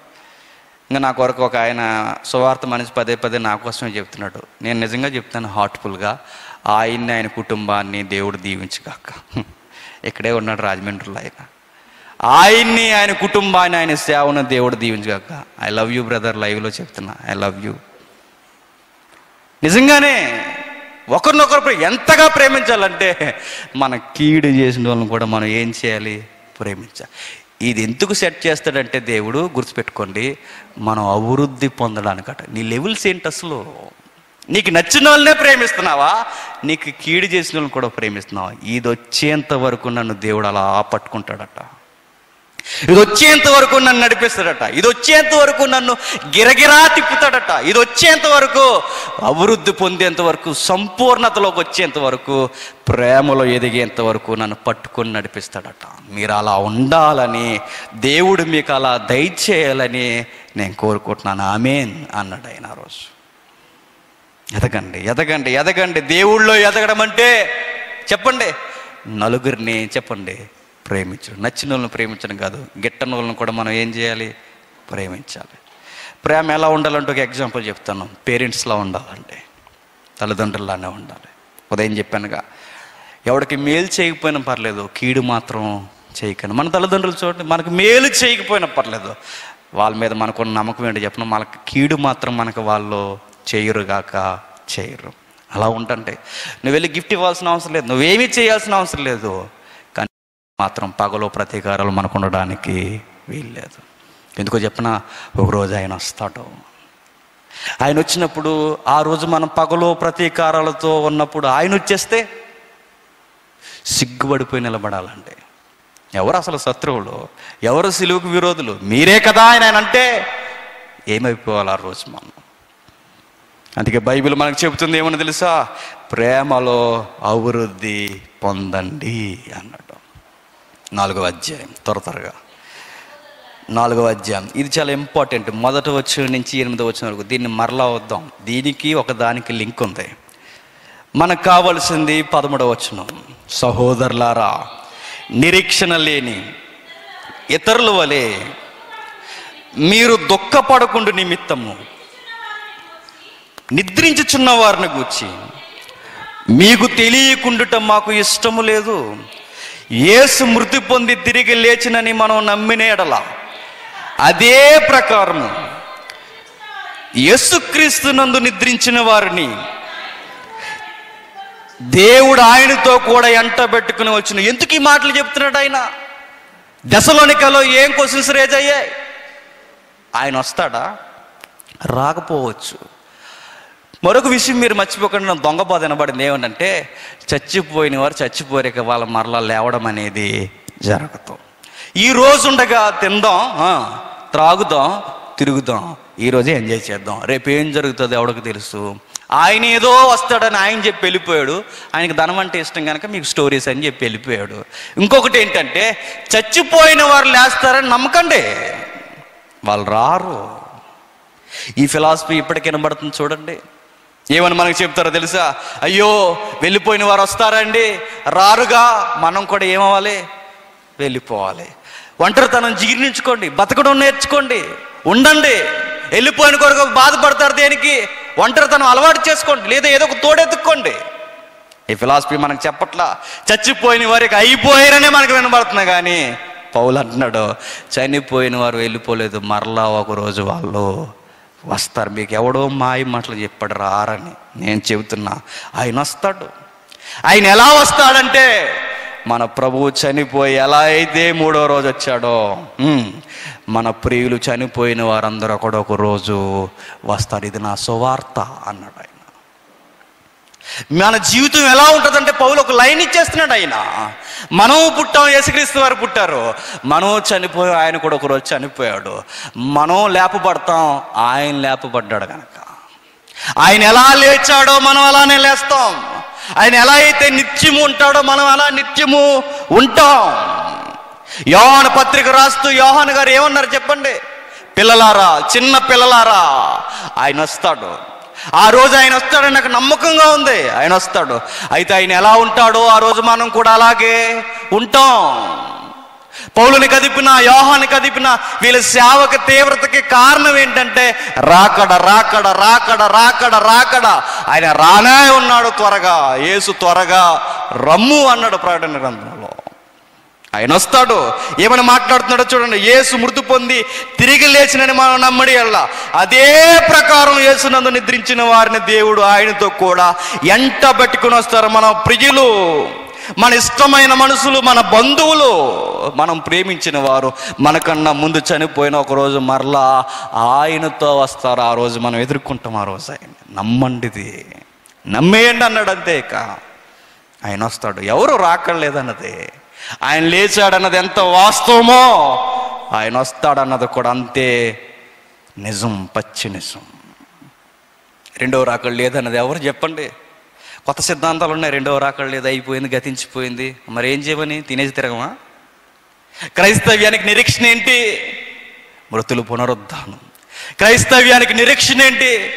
రెండవ రాకడ. ఏంటంటే కొట్టినా ఏమండో, తిట్టినా ఏమండో, ఏం జరిగిపోయినా ఏం మాట్లాడు, ఎప్పుడు అలా తిరుగుతాడు, మౌనంగా అలా అన్నీ ఓర్చుకుని వెళ్ళిపోతాడు. ఏంటి ఆ మనిషి? ఏదో గురుందండి అతనికి, ఏదో నిరీక్షణ ఉందండి, ఎవరినో ఎదురు చూస్తాడండి. ఆ విశ్వాసం రేపితే అప్పుడు ఎలా అనాలి? అవునండి, నా యేసు ఒకరోజు వస్తాడు, అన్నిటికీ సమాధానం చెప్తాడు. అందుకే నేను అన్ని ఓర్చుకుంటున్నా. నేను ఇంత ఓర్పుగా ఉండడానికి దశలోనికి సంఘం ఎందుకు ఓర్చుకుందట? అరే, అంత ఉపద్రవంలో మీరు ఎదుర్కొన్న ఇంత ఓర్పుగా మీరు ఎందుకున్నారంటే ఒకరోజు మనం ప్రభు వస్తాడు. ఆయన వస్తాడన్న గురుంటే మధ్యలో నాడవడండి. నేనేం చేయనిక, ఏమైపోయినా పర్లేదు, ఆయన వస్తే చాలిక. ఎందుకు? ఆయన వచ్చే టైంకి నేను లోపం లేనివాడిగా, నింద లేనివాడిగా, అందరిని ప్రేమించే స్థితిలో నేను ఉండాలి. అదే అదే అంతే. ఇక అందుకైనా అంటున్నాడు, యేసు నిద్రించిన వారిని దేవుడు ఆయనతో కూడా ఎంట పెట్టుకుని వచ్చును. మేము ప్రభు మాటను బట్టి మీతో చెప్పినదేమనగా, ప్రభు రాకడ వరకు సజీవులమై నిలిచియుండు మనము నిద్రించిన వారి కంటే ముందుగా ఆయన సన్నిధికి చేరము. ఒక మరలా తప్పుడు బాధ ఏంటంటే, అక్కడ రాకడ ఎవరికి అనుకుంటున్నారు? అప్పుడు ఆయన వచ్చే టైంకి ఎవడు బతుకుంటే వాడికి రాకడ, చచ్చిపోయిన వాళ్ళకి ఇంకేమీ లేదన్నారు. చనిపోయిన వాళ్ళకి ఇంకేమీ లేదు. ఆ రోజు ఆయన వస్తే ఎవరైతే బ్రతుకుంటారో వాళ్ళకి రాకడ అన్నారు. పౌలు అంటున్నాడు, గుర్తుపెట్టుకోండి, ఆయన వచ్చే టైంకి సజీవులపై నిలుచుండు మనం ఆయన ఎదుర్కొంటాం. మర్చిపోకూడదు ఏంటంటే, మన ప్రియులను ఆయనతో కూడా ఎదుర్కొంటాం. రెండూ జరుగుతాయి అన్నట్టు, రెండూ జరుగుతాయి. ఆయన ఎలా వస్తారంటే, ఆర్భాటంతోనూ, ప్రధాన దూత శబ్దముతోనూ, దేవుని బోరతోనూ, పరలోకు నుండి ప్రభు దిగివచ్చును. క్రీస్తునందుండి మృతులైన వారు మొదట లేస్తారు. మనం ప్రియులు మొదట లేస్తారు, మనం కాదు. మనం ఏమవుతామంటే రెప్పపాటున మనం మారిపోతామంతే. చనిపోయిన వారు లేస్తారు, ఆయన ఎంట పెట్టుకుని వస్తాడు, ఆయన ఎదుటి మనం నిలబడతాం. మన ప్రియులను, మన ప్రియుడైన క్రీస్తును ఆ రోజు చూస్తాం. అది చాలయ్య మన జీవితానికి, ఇంక ఈ భూమి మీద ఏం కావాలన్నారు. ఒక సాంగ్ చూద్దరు కానీ నిజంగానండి. ఇందాక అన్న చెప్పాడుగా సన్నీ భయ్య, పేతురు గారిని ఎన్నో మార్లు బొంకేసిన ఆయన ప్రభు కొరకు నిలబడ్డాడు. తలకిందులుగా సిలివేసేసారు. ఎవరిని? పేతురు గారిని. ఎవరు తీసారో నాకు తెలియదు కానీ ఆ మూవీ ఫ్యాషన్ ఆఫ్ ది క్రైస్ట్లో ఆయన పేరేం పేరు, మెల్ గిబ్సన్ గారు. ఆయన ఎంత ఇన్వాల్వ్ అయి చదివాడంటే సువార్తని, ఆయన అబద్ధం ఆడుతున్నప్పుడు ఆయన రెండు కళ్ళల్లోనికి ప్రభు చూస్తున్నప్పుడు చూడలేక తల పట్టుకుని ఏడుస్తాడు. అబద్ధం ఆడాడు, ప్రభు చెప్పినట్టే అబద్ధం ఆడు. నిలబడిపోయిన పేతురు ఎంత ఎత్తుకి దిగిపోయాడంటే, నా ప్రభు మరలా వస్తాడు, నా ప్రభు ఈ రోజుతో అయిపోతున్నాడు అనుకుని బెదిరిపోయిన పేతురు అన్నాడు, ఆయన ఎవరో నాకు తెలియదు అన్నాడు. పునరుద్ధానం పొందిన క్రీస్తును చూసిన తర్వాత ఆయన కొరకు తలక్రిందులుగా సిలువేయబడ్డానికి రెడీ అయిపోయాడు. డబ్బే ధ్యేయమనుకుని, ఇక్కడే జీవితం అనుకుని, డబ్బును సంపాదించుకుని వడ్డీల మీద వడ్డీలు, చక్ర వడ్డీలు, విశ్వ వడ్డీలు, అన్ని వడ్డీలు సంపాదిస్తున్నాడు. గవర్నమెంట్కి ఎంప్లాయీగా బతికేస్తున్నాడు. ఎవరు? మత్తయ్య గారు. మత్తయ్య, సొంకపు మెట్ట దగ్గరకు వచ్చిన సొంకము వసూలు చేస్తున్నావా, రావయ్య అనగానే కదిలిపోయాడు. తప్పని తెలుసుకున్నాడు, వదిలేసుకున్నాడు, అన్నీ వదులుకుని వచ్చాడు. ఈ మధ్య లాజిక్ చెప్తున్నారండి, వడ్డీ వ్యాపారం చేయొచ్చట, బ్యాంక్ ఇచ్చినట్టే ఇవ్వచ్చట. ఎక్కడుంది బైబిల్లో? నీకు డబ్బు బాధ పోలేదని చెప్పు. ఎక్కడుందో బైబిల్లో? కానుకలు వడ్డీకి తిప్పేస్తున్నారండి గొడవ లేకుండా. కానుకలు ఎక్కడుంది? లేదు. మరి నీకు ఇలాంటి తెలివితేటలు లేవు మత్తయ్య గారికి, జక్కయ్య గారికి. వాళ్ళు వడ్డీ వ్యాపారస్తులే తెలుసా. జక్కయ్య వచ్చేసాడు, మత్తయ్య వచ్చేసాడు, ఇంకా మహానుభావులు. యోహాను పద్మాసు దీపంలో పడేస్తే, దీపంలో ఉన్నావు కదయ్యా, పురుగులు ఉన్నాయి, తేళ్ళు ఉన్నాయి, పాములు ఉన్నాయి, ఒంటరిగా ఉన్నావు. నీ జీవితం ఏంటంటే, ఆ రెండు కళ్ళు నిండా, కనుగుడ్డలు నిండా నీరంతా నిండిపోయి ఆ రెండు కళ్ళు ఎవరిని చూస్తున్నాయి తెలుసా? నా వరుడు త్వరగా వస్తాడు. వారి రాక సువార్తలో వారి రాక దేని కొరకు ఎదురు చూస్తున్నారు? ప్రభు రాక కొరకు ఎదురు చూస్తున్నారు. అపోస్తలుడైన పౌలుని తీసుకెళ్ళి చెరసాల్లో పడేసి, సార్ మీకు జీవజారీ అయిపోయింది, రేపో మాపు మీ తలకాయ నరికేస్తారంటే ఆయన ధైర్యం ఏంటో చెప్పిన, ఇక్కడి నుంచి త్వరగా వెళ్ళిపోవాలన్నది. మంచి పోరాడితే నా పరుగు కరముట్టించింది, నాకు జీవ కిరీటం రెడీగా ఉంది, నేను వెళ్ళిపోవడానికి రెడీగా ఉన్నా. నా ప్రభువుని ఎప్పుడెప్పుడు చూడాలా అని ఆశతో ఉన్నా. నేను చనిపోతా. విశ్వాస జీవితంలో గుండెల్లో ఉండాల్సిన ఆనందం ఏంటో చెప్పనా? నా ప్రభువుని ఎప్పుడు చూస్తానా అని బతకాలి. చూడండి ఈ సాంగ్ చూడండి, ఎంత బ్యూటిఫుల్గా ఉంటుందో ఈ సాంగ్ చూడండి. మళ్ళీ కలుసుకుంటాం.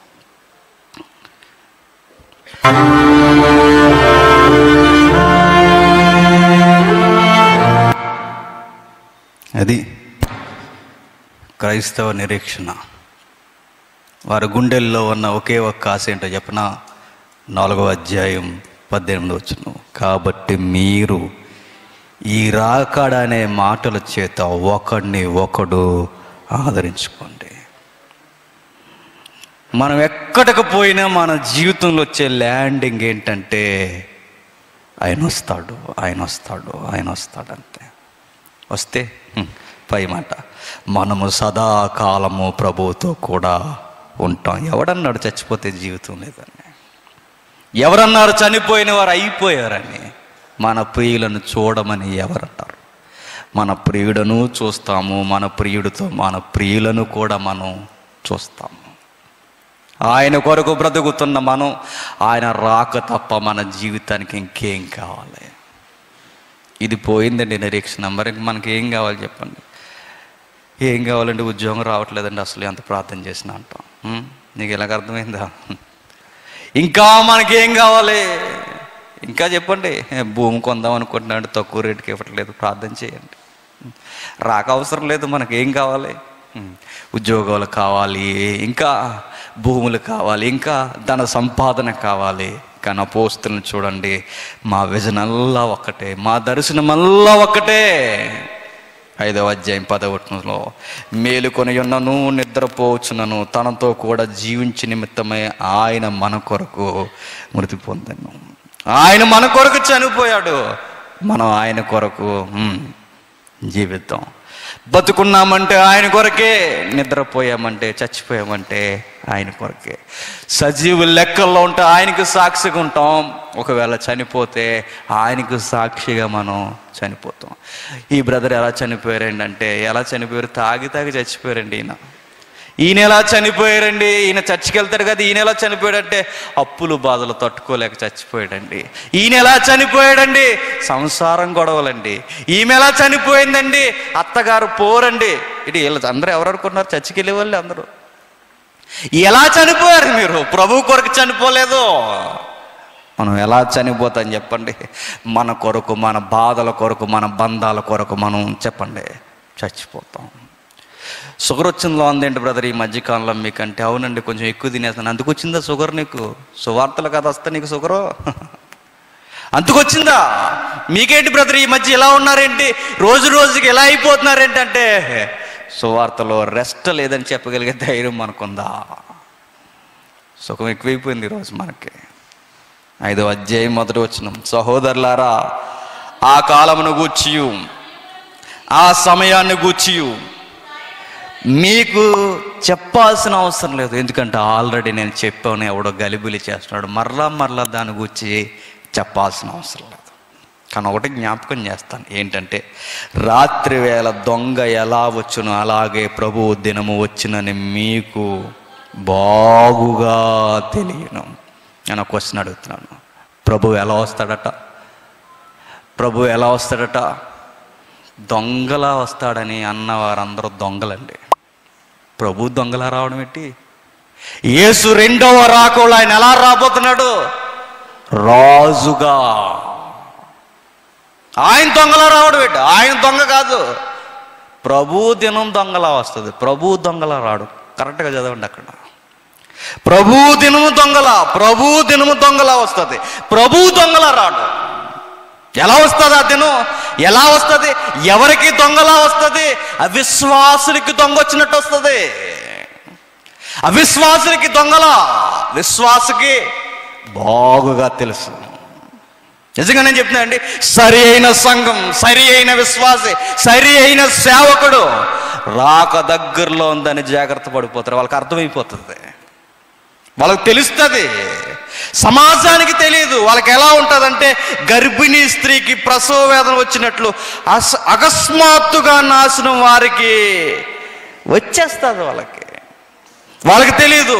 బాగానే ఉంది, నిండుగా బాగానే ఉంది, ఉదరం అనుకుంటా తిరుగుతారు. ఎవరు చెప్పండి? గర్భిణీ స్త్రీలు. ఏం కాదు అనుకుని కూర్చోవమ్మ, కుదురుగా అన్న కూర్చోదు ఆవిడ. అటు తిరుగుతుంది ఒకేసారి. అప్పుడు అంటది అమ్మా అని. ఆవిడ కూర్చుంటుందా? తీసుకెళ్ళి హాస్పిటల్. ఆవిడకి తెలియదు ఏ టైంకి వస్తుందో తెలియదు. ఇది ఎంత వాస్తవమో. నిండుగా తిరుగుతున్నామంట. ఎవరు? లోకస్తులు. ఏసీకు చింత లేదట. కడుపులు నిండిపోయి, హృదయాలు నిండిపోయి, అన్నీ నిండిపోయి నిండుగా తిరుగుతున్నాడు. రే, నెప్పులు వచ్చినట్టు వచ్చేస్తారు, మీకు తెలియట్లేదు అన్నాడు. ప్రసవ వేదన వచ్చినట్టు దొంగలా వస్తుంది. దొంగ చెప్పొస్తాడండి, ఈరోజు వస్తా, తలుపు తీసుంచు, బీరువా తాళాలు కూడా తీసుంచు అని చెప్తాడు. ఆడు చెప్తే దొంగ ఎందుకు అవుతాడు? దొర అవుతాడు. దొంగ చెప్పి రాడు. ప్రభు దినం కూడా అవిశ్వాసులకి చెప్పి రాదు, కానీ విశ్వాసకి చెబుతుంది. సిమ్టమ్స్ మనకు కనబడతాయి. ఎలా కనబడతాయి? ఆయన చెప్పాడు, ఇదిగో లోకంలో ఇవి జరుగుతున్నప్పుడు, ఖగోళంలో మార్పులు జరుగుతున్నప్పుడు, ప్రేమ తగ్గిపోతున్నప్పుడు, సహోదరుల ప్రేమ తగ్గిపోయినప్పుడు, ఎక్కడైతే మత్సరం క్రోధం ఉందో మనుషుల మీదకి మనుషులు లేచిపోతున్నప్పుడు, రాజ్యాలు లేచిపోతున్నప్పుడు, ఆకలి దప్పులు, భయంకరమైన పరిస్థితులు, సూర్యుల్లో చంద్రుల్లో ఖగోళంలో మార్పులు వస్తున్నప్పుడు విశ్వాసిగా మనం గ్రహించుకోవాల్సింది ఏంటంటే ఆయన సమీపమునే ఉన్నాడు అని. క్రైస్తవులు సూర్యుల్లో మార్పును చూసినా చంద్రుల్లో మార్పును చూసినా ప్రభు దగ్గరలో ఉండడు అనుకోవాలి. ఆ రోజు చంద్రుడు ఎర్ర కనబడ్డా ఆ మధ్య వార్త వచ్చింది చూసారా? అప్పుడప్పుడు జరుగుద్దట. First మూను, second మూను, ఇదట మూడోదట. క్రైస్తవులు కూడా బోతద్దాలు పెట్టుకుని బయటికి వెళ్ళి చూశారు. నిజమేనండి, ఎర్రగా ఉందని. నువ్వు చూడాల్సింది దాన్ని కాదు, మరి నా ప్రభు దగ్గరలోనే ఉన్నాడు. ఖగోళంలో మార్పు వస్తుంది. మనం పోయి చంద్రుడిని చూస్తున్నప్పుడు ప్రభు వస్తున్నాడని మనం చూడాలి. బయటోళ్ళకంట చంద్రుడిలో పవన్ కళ్యాణ్ కనబడ్డాడట గొడవ లేకుండా. చూసారా? అది న్యూస్ వచ్చింది. మరొక ఆయనకి బాబా గారు కనబడ్డారట. మనకెవరు కనబడాలి? ప్రభు సమీపమునే ఉన్నాడని మనకు కనబడాలి. మార్పులు విశ్వాసి గ్రహించుకుంటాడు. ఎందుకంటే 4వ వచనం, సహోదరులారా ఆ దినము దొంగది, ప్రభు దొంగగా రాడు. ఆ దినము దొంగ వలె మీ మీదకు వచ్చుటకు మీరు చీకటిలో ఉన్నవారు కారు, మీరు వెలుగు సంబంధులు. మీ మీదకి ఎందుకైనా దొంగ దినములా ఆయన దొంగ దినాన్ని ఎందుకు పంపిస్తాడు? మీకు కదా అది, లోకస్తులకి. మీరందరూ వెలుగు సంబంధులు, పగటి సంబంధులై ఉన్నారు. మనం రాత్రి వారము కాదు, చీకటి వారము కాము. ఇతరుల వలె నిద్రపోక మెలకువగా ఉండి మత్తులము కాగా ఉందాం. నిద్రపోవారు రాత్రి వేళ నిద్రపోదురు, మత్తుగుండేవారు రాత్రి వేళ మత్తుకుందురు.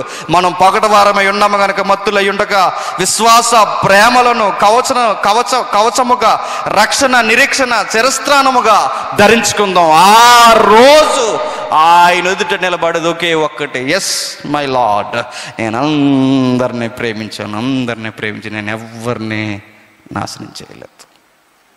నేనే నాశనం అయిపోయాను, నేనే మోసపోయాను, నాకే అన్నీ జరిగాయి. ఆ రోజు మన ధైర్యంగా నిలబడి, ఇది మన రక్షణ కోసం.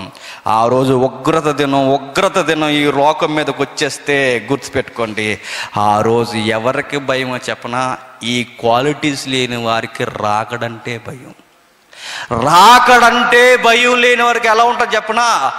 అది పండగ రోజు ఎవరికి రాకడ. అది కొన్ని పాటలు చూడండి, రాకడ సాంగులు చూస్తే భయం వేసేస్తుంది మనకి గొడవ లేకుండా. విశ్వాసపు జీవితంలో బతికిన వారు రాకడ సాంగులు చూసి చూడండి, వాళ్ళు ఏదో ఎంజాయ్ చేస్తున్నట్టు పాటలు రాశారు చూడండి. నా ప్రియుడు త్వరగా రాబోతున్నాడని. మనకి తోలు తీసేస్తాడు, ఎండగట్టేస్తాడు, ఇది మన పాటలు. అయిపోయావిక భూమిలోకి పోతావు, చెప్పు నాశనం అయిపోతావు, నీకింది రవ్వా గోలంతా. మన గొడవ ఏంటి చెప్పండి? ఆయన వస్తాడు, నా ప్రభు త్వరగానే రానే ఉన్నాడు. 10 ఏమి చేసినా ఆయన కొరకే కాబట్టి మీరిప్పుడు 11 వచనం చూచుచున్నట్టుగానే ఒకరిని ఒకరు ఆదరించుకొని ఒకడి కొరకు ఒకడు క్షమాభివృద్ధి కలగజేసుకోండి. ఇదే, ఇంతకు మించి మీకు ఇక నేనేం చెప్పాలనుకోవట్లేదు. ఇదే నేను చెప్పాలనుకుంటున్నాను. సువార్తకి మూలం ఏంటంటే ప్రభు మొదటి రాకడలో వచ్చాడు, మన కొరకు చనిపోయాడు, తిరిగి లేచాడు. ప్రభు ఆయన మరలా పరలోకమందున్న దేవుడు ప్రభువుని మరలా ఈ భూమి మీదకి పంపిస్తాడు. మన ప్రియులు కూడా ఆయనతో పాటు వస్తారు. దీన్ని చెప్పుకుంటూ ఒకరినొకరిని ఆదరించుకో. నీకేమైనా ఇబ్బంది కలిగితే, ఎందుకు బ్రదర్ ఇబ్బంది దేనికి, మనకి వయసు అయిపోతుంది కదా, లేదంటే ప్రభు ఆయన వచ్చేస్తాడు, డోంట్ వరీ, అయిపోయింది కానీ ఇలా ఆదరించుకోవాలట. అలా ఆదరించుకుంటామా? అలా ఆదరించుకోను మనం. ఆడు అలా చేసాడు, మనం ఎలా చేద్దాం అంటాడు. అలా చేయకూడదు మనం. ప్రభు వస్తాడుగా, ఆ రోజు చూసుకుందాంలే బ్రదర్, ఆ రోజు ఆయన నా అధిపతి, ఆ రోజు ఆయన ఎదురు చూసుకుందాం, ఆ రోజు ఏం జరుగుతుందో ఆ రోజు చూద్దాం. ఏమైపోయింది ఈరోజు? నేను హింసించారా, బాధించారా, నీ ప్రేమను ఎవరు అర్థం చేసుకోలేక వదిలే, ఆ రోజు ఆయన చూసుకుంటాడు. ప్రభు రెండో రాకడ ఎందుకు జరుగుతుందో చెప్పనా? సంఘాన్ని తీసుకెళ్ళిపోవడానికే కదట, ప్రతి వానికి వాని క్రియ చొప్పున ప్రతిఫలం ఇవ్వడానికి కూడా ఆయన వస్తున్నాడు. అంతుకొస్తున్నాడు.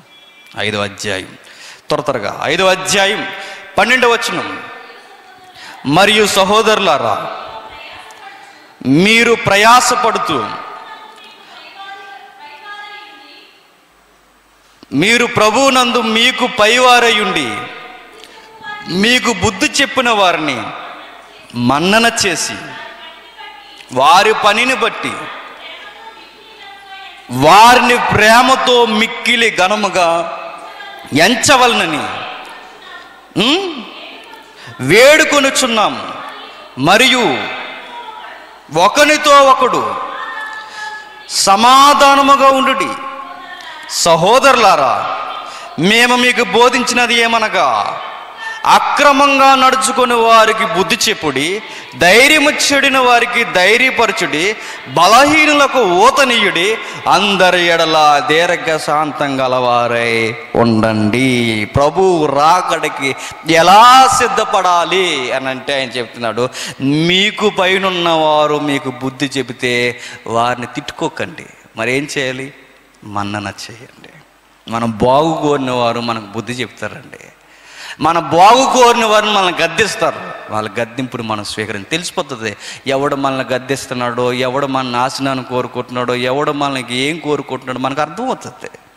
అట్టి వారిని మీరు ఏం చేస్తారంటే గౌరవించండి, గణపరచండి. ఎందుకంటే నీ జీవితం పట్ల ఆ వ్యక్తికి చాలా శ్రద్ధ ఉంది. నువ్వు సినిమాలకు పోతే అతను ఎందుకు బాధపడుతున్నాడు? నువ్వు నరకానికి పోకూడదు. నువ్వు బూతులు మాట్లాడితే ఆయనకి ఎందుకు బాధ? నువ్వు ఆయన ఎదుట అపవిత్రంగా ఉండకూడదని. నీకేదో వక్ర మార్గాన్ని వెళితే ఆయనకి ఎందుకు బాధ? మీ సేవకుడికి లేదా మీ సహోదరుడికి నువ్వు బాగుపడాలని ఆయన బాధ అంతా. అట్టి వారిని మీరు ఏం చేస్తారు? ఘనపరచండి. మీ లోపాలను చూసి బ్రదర్ ఇది కాదు అని చెప్పేవారిని మీరు ఘనపరచండి. గొడవలు పెట్టుకోకండి, ప్రేమతో మిక్కిలి ఘనముగా ఎంచండి. మరియు ఒకడితో ఒకడు ఎప్పుడు మీరు సమాధానం కలిగి ఉండండి. వైరము వద్దు, సమాధానం కలిగి ఉండండి. సమాధానపరచువారు ఎవరు? దేవుని కుమారులు. మీరు దేవుని కుమారులుగా దేవుడు కుమారుడు వచ్చినప్పుడు ఆయన ఎదుట మీరు నిలబడాలి. సమాధానం కలిగి ఉండాలని తప్ప వాడితో నేను మాట్లాడట్లేదండి అనకూడదట. నీ పెద్ద కీడి చేసినా ఏం చేసినా ఒకవేళ ఎదురుగా వచ్చేసాడు అనుకో, తమ్ముడు బాగున్నావా అనడమే. అంతే. అయితే ఆ రోజుతో అయిపోద్ది గొడవ. ఇంకా ఏమైనా జరిగిందా? నీకు నచ్చిన వారు వచ్చారా? ఒక అగ్గిచ్చండి, గొడవ ఉండదు. కౌగిలించేసుకోండి, అయిపోద్ది. పగల ప్రతీకారాలు ఏముండవు. వచ్చాడు అనుకోండి, సిగ్గుపడతారండి. మనకు కీడు చేసిన వాళ్ళే సిగ్గుపడ, మనం ప్రేమను చూసి ఈరోజు అటకారం చేయొచ్చు, రేపొద్దున వాళ్ళే సిగ్గుపడతాడు. వాడు ఎన్ని చేసినా, వాడికి ఎంత కీడు చేసినా ఆ అన్నయ్య మనల్ని ఏమీ అనలేదు అని. ప్రేమతో సమాధానం కలిగి ఉండండి. సత్యమైతే ఏంటి? సత్యం చెబుతున్నాను, సమాధానమే కలిగి ఉండండి. సహోదరులారా, మేము మీకు బోధించినది ఏమనగా, అక్రమంగా నడుచుకుని వారికి బుద్ధి చెప్పండి. అలా అని లవ్వు అని అన్నిటినీ అడ్జస్ట్ చేయకండి. వంకరగా తిరిగే వాళ్ళకి మాత్రం చెప్పండి, తోలు తీయండి అన్నట్టు. తోలు తీయండి అంటే కొట్టేమని కాదు, మనకు అర్థమవుతుంది. అది వచ్చిన గొడవ. అక్రమంగా సేవలు ఉండి దొంగేస్తాలు, సేవలు ఉండి పనికి మాలేస్తాలు, సేవలో సంఘంలో ఉండి విశ్వాసులుగా ఉండి గలిబిలి కార్యక్రమాలు, ఇలాంటి వక్ర వైఖరి జీవితంలోను కుటుంబంలోను చేసేవి ఏమన్నా ఉంటే అట్టి వారికి మీరు ఏం చేస్తారు? బుద్ధి చెప్పండి. ఇలా మీరు సిద్ధపడండి. ధైర్యం చెడిన వారికి ధైర్యం చెప్పండి. ధైర్యం పోయింది, ధైర్యం చెప్పేవారికి ఎలా ధైర్యం చెప్పాలి చెప్పండి. ధైర్యం పోయిన వారికి ఒకటే ధైర్యం, మన ప్రభువు త్వరగా వస్తాడు. లేదా ఆయన దగ్గరికి మనం వెళతాం. ఏం చెప్పి ధైర్యం ఇవ్వగలం మనుషులకి? చనిపోయిన వారిని చనిపోం. ఒక రోగగ్రస్తున్నాడు అనుకోండి, అతని దగ్గరికి వెళ్ళి ఇలా చెప్పండి, ఇదే చెప్పమంది బైబిల్. ప్రభువునందు మాత్రం మనం నిద్రించాలి. బాధపడకండి బ్రదర్ అని చెప్పాలి. ధైర్యంగా ఉండండి అని చెప్పాలి. ప్రభు ఎదుర్కోబోతున్నారు మాకన్నా ముందుగా, మీకు భయమేలా అని చెప్పాలి. ధైర్యం చెప్పండి. బలహీనులకు ఓతనియ్యండి. అందరి ఎడల దీర్ఘశాంతం. బలహీనులంటే అన్ని విధాలుగా బలహీనులు ఉంటారు. ఆర్థికంగా సమస్యలతో ఉక్కిరిబిక్కిరైపో, విశ్వాసంలో అన్ని విధాలుగా బలహీనులు ఉంటారు. వాళ్ళకి ఎప్పుడు చెయ్యి అందించడంలో వెనకాడకండి. ఇసుక్కోకండి, దీర్ఘశాంతం వహించండి. ఇసుకోకండి. ఎన్నిసార్లు చెప్పాలరా నీకు అని అనకండి బలహీనుల్ని. ఎన్నిసార్లు రా నీకు చెప్పేది, పో ఇక్కడి నుంచి అనకండి. వాడు బలహీనుడని నీకు తెలుసుగా. దీర్ఘశాంతంతో ఎప్పుడు వాడికి నీ చెయ్యి నేను ఉన్నానుగా అని చెప్పండి. నిజంగానండి, కొంతమంది సహోదరులు మనకు వస్తే అమ్మయ్య ఈ అన్నయ్య వచ్చాడు చాలు అనిపించేలా ఉండాలి మన రాక. ఈరోజు ఈ సంఘానికి ఈ అన్నయ్య వచ్చాడు చాలు, నాకు ఈ అన్నయ్యని చూస్తే నాకు చాలా ధైర్యంగా ఉంటుందని. ఈ ధైర్యాన్ని మనం ఇవ్వగలుగుతున్నాం. ఈడొచ్చాడు రా బాబు అనుకుంటాం మనం చూస్తే. కుదరదు ఈరోజు. ఈయన వచ్చాడేంటి ఏం చిచ్చెడతాడు అనుకోకూడదు. నిన్ను చూస్తే కొంతమందికి ప్రాణం లేచి రావాలి. నిన్ను చూస్తే కొంతమందికి వచ్చి చెప్పుకోవాలనిపించాలి. నిన్ను చూస్తే కొంతమందికి ఎలా ఉండాలి తెలుసా? అన్న నా ప్రాబ్లం ఇదన్నని వాడి బలహీనత నీతో పంచుకునేలా ఉండాలి. ఈ స్టాండింగ్లో మనం ఉండాలట. ఎవరు బోధకులు కాదు, అందరూ విశ్వాసులైన వారందరూ, ప్రతి ఒక్కరూ అందరి ఎళ్ళ దీర్ఘశాంతం గలవాడై ఉండు. ఎవడును కీడునకు ప్రతికీడు ఎవడును ఎవరికైనాను చేయకుండా చూసుకోండి. ఎందుకంటే మన ప్రభు త్వరగా రాబోతున్నాడు. మీరు ఒకరి ఎళ్ళ ఒకడు, మనుషులందరి ఎళ్ళ ఎల్లప్పుడూ మేలైన దాన్ని అనుసరించి నడుచుకోండి. ఎల్లప్పుడూ సంతోషంగా ఉండండి. మానసిక రోగుల్లో తయారవకండి. ఎడతెగక మరణాత మరణాత మరణాత అని ప్రార్థన చేయండి. ఆయన కొరకే ప్రార్థన చేయండి. ఆయన రాకను ఎదుర్కోవాలని ప్రార్థన చేయండి. ఇది మన విశ్వాస జీవితం. ఇలానే బ్రతకండి. ఇలాగూ చేయుట యేసుక్రీస్తునందు మీ విషయంలో దేవుని చిత్తం. రాకడ కోసం ఎదురు చూసేవారు ఎలా ఉంటారంటే ఇదిగో ఇలా ఉంటారు. ప్రేమిస్తారు, సమాధానం కలిగి ఉంటారు. దిక్కుమాలిన వారిని, ఎదవరాని లేని బలహీనుల్ని, ధైర్యం లేని వారిని ఆదరిస్తారు. ఇంకా వాళ్ళు ఏం చేస్తారంటే ఎవరికి కీడు చేయరు, అందరి ఎళ్ళ మేలు కలిగి ఉంటారు. రాకడికి సిద్ధపడిన వాడు ఎలా ఉంటాడంటే ఇదిగో ఈ క్వాలిటీస్తో ఇలా ఉంటాడు. వాడు ఇలా నిలబడతాడు. ఇంకా రాకడ కొరకు ఎదురు చూసిన వాడు ఎలా ఉంటాడంటే 4వ అధ్యాయం ఇప్పుడు చూద్దాం. 4వ అధ్యాయం మొదటి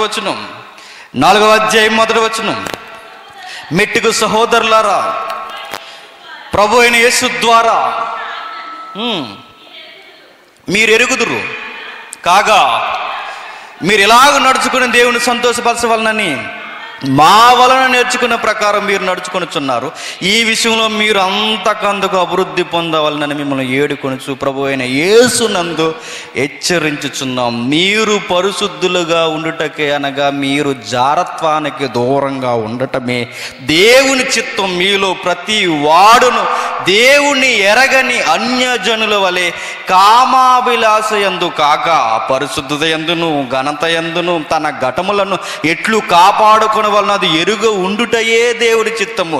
ఈ విషయమందు ఎవడునూ అతిక్రమించి తన సహోదరునికి మోసము చేయకుండా ఉండవలను. ఎందుకనగా మేము పూర్వం మీతో చెప్పిన సాక్ష్యం ఇచ్చిన ప్రకారము ప్రభు వీటన్నిటి విషయములో ప్రతిదండన చేయువాడు ఆయన వస్తాడు. వ్యక్తిగతమైన జీవితంలో ప్రభు రాకడికి సిద్ధపడిన వ్యక్తివైతే నువ్వు జాగ్రత్తం చేయకు. మరో మాట అన్నాడు అక్కడ, కామభిలాస అన్యజనులకు ఉంటుంది. గురు లేని అన్యజనులకి, అవిశ్వాసులకి వాళ్ళ కామభిలాసతో తిరుగుతారు. నువ్వు క్రైస్తవుడి, నువ్వు అట్లా తిరిగితే ఎట్లా? నీ సహోదరుని మోసం చేయకన్నాడు. నీ సహోదరుని మోసం చేయకంటే పక్కోడు కాపురంలో చిచ్చెట్టకరా అని చెబుతున్నాడు. వ్యభిచారం వద్దంటున్నాడు, జారత్వం వద్దంటున్నాడు. నెక్స్ట్ అన్యజనులు తిరుగుతారే, పోగిరి అల్లర్లు తిరుగుతారే, అలా తిరక్కన్నాడు. ఎందుకు? నువ్వు రాకడకు సిద్ధపడిన విశ్వాసం. నీలో పరిశుద్ధత ఉండాలి, ప్రేమ ఉండాలి, నీలో మేలు చేసే కార్యక్రమాలు ఉండాలి. నేను రాకడికి రెడీ అయ్యాను అనడానికి గుర్తు ఏంటంటే, అభివృద్ధి పొందుతున్నావు అనడానికి గుర్తు ఏంటంటే ఇదే గుర్తు. మరో గుర్తు ఏంటో చెప్తున్నాడు చూడండి. కాబట్టి ఉపేక్షించేవాడు మనసును ఉపేక్షింపడు కానీ మీకు తన పరిశుద్ధాత్మ అనుగ్రహించిన దేవుడినే పక్కన పెట్టేస్తుంది. మీలాంటి పిచ్చి పిచ్చి పనులు చేసి పనికి రాని అపవిత్రమైన జీవితాన్ని జీవిస్తే రాకడలో ప్రతిదండన అయినా చేస్తాడు. సహోదరుల జీవితాల్లో చిచ్చులెడుతున్నావా? పొరుగువారి కాపురాలు పాడు చేస్తున్నావా? కామవేళ అభిలాషతో తిరుగుతున్నావా?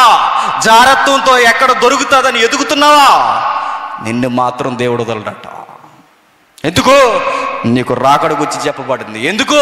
నీకు పునరుద్ధానం గురించి చెప్పబడింది. ఎందుకు? ఆయన మరణించి తిరిగి లేచాడు నీ కోసమని చెప్పబడింది. ఇన్ని చేసి నువ్వు ఎలా సిద్ధపడాలి, ఎలా ఉండాలి? మనం పరిశుద్ధత కలిగి జీవించాలి, ప్రేమ యందు అభివృద్ధి పొందాలి, ఒకడు సమాధానం కలిగి ఉండాలి, దీర్ఘశాంతో సహించుతూ సేవ చేయాలి, మన ప్రియులు వస్తారని ఎదురు చూడాలి, నా పైనున్న వారిని గౌరవించాలి. ఇది నిరీక్షణతో ఈ క్వాలిటీస్ మనలో లేకపోతే నేను చెప్తున్నాను, మనం రాకడికి సిద్ధపడిన విశ్వాసులం కాదు.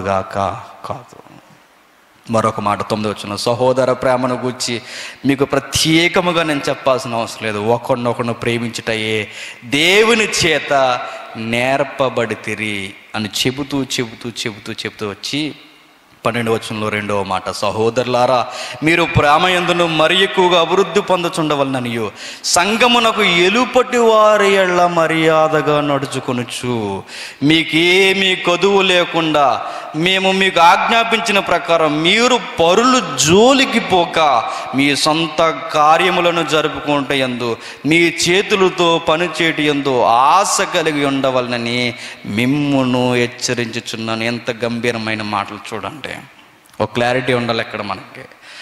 సహోదరుల్ని ప్రేమించాలట, బయట వారిని ఏం చేయాలి? గౌరవించాలట. అన్యులు మనం ఎలా చూస్తామండి? మీ ఉద్యోగాల్లో, మీ చదువుల్లో, మీ పనిపాటుల్లో మీరు ఎలా చూస్తారు చెప్పండి? వేస్ట్ ఫీలోస్ అన్నట్టు చూస్తాం ఎవరిని? బయట అలా చూడకూడదట. పెద్ద ఎలా అయిపోతుంది చెప్పండి? అధిరథ మహారాజుల్లా ఫీల్ అయిపోయి బయటను గౌరవించమని లేకపోయా అంటమ్మా. ఎవరిని? బయట వారు. ఒక ఆయన ఇలా అంటున్నాడండి, ఏమంటున్నాడు తెలుసా? నేను ఎవరినో తెలుసా సేవకుడు నేను అంటున్నాడు ఆర్టీసీ బస్సులో అంటున్నాడు. బైబిల్ ఏం చెప్పింది చెప్పినా, ఎదుటి వారిని గౌరవించమంటే. అదే సేవకుడు అదే ప్లేస్లో కూర్చొని లేచి నిలబడి మీరు కూర్చోండి అమ్మా అంటే అది ఎలా ఉంటుంది? సరే మీరు ఎవరండి? అప్పుడు చెప్పు నేను దైవజనుణ్ణి అని. అప్పుడు చెప్పు. మర్యాద, మన విశ్వాస జీవితంలో ఎదుటి వారిని మర్యాద గౌరవించడం మినిమం కామన్ సెన్స్ ఇది. భక్తి పెరిగిందంటే ఎవరిని పట్టించుకో రెక్లెస్గా రొమ్మిల్సి తిరగమని కాదు, అందరినీ గౌరవించమని, సహోదరుల్ని ప్రేమించమని, సంఘాన్ని ప్రేమించు, బయటి వారిని గౌరవించు. మరొక పని కూడా చెప్పాడు, ఖాళీగా మాత్రం ఉండకు, ఏదో ఒక పని చెయ్యి. ఖాళీగా ఉంటే ఏమవుద్ది? ఖాళీగా ఉన్నవాడు ఏం చేస్తాడు చెప్పండి? ఇప్పుడు చదవండి. ఖాళీగా ఉన్నవాడు ఏం చేస్తాడంటే విశ్వాసులను ప్రేమించడు, ఎలుపులు ఉన్నవారిని గౌరవించడు. నెక్స్ట్ వాడు పని చేసుకోవడం బద్ధకం గనక వాడు పరులు జోలికిపోతాడు. ఖాళీగా ఉన్నాడు పని అంటే చెప్పండి? పరులు జోలికిపోతాడు. ప్రేమ అంటే ఏంటో తెలియదు, నిరీక్షణ అంటే ఏంటో తెలియదు. పని పాట లేనివాడు ఏం చేస్తాడంటే కామబలాస యందు అన్యజనుల వల్ల ఏం చేస్తాడు? తిరుగుతాడు. పని లేనివాడు ఏం చేస్తాడండి? సామెతుందిగా పిల్లు బుర్ర ఉరికాడట.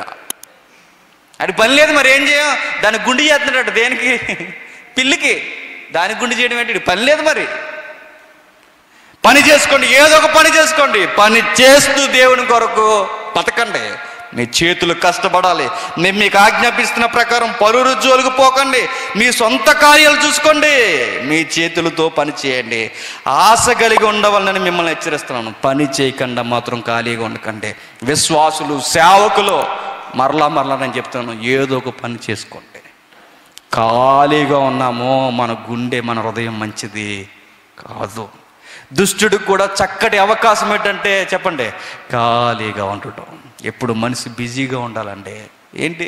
ఒకటి, మన జీవనం కొరకు మనమే కష్టపడాలి. 2, నా ప్రభు కొరకు నేనే కష్టపడాలి. ఈ రెండిట్లో బిజీ అయిపో.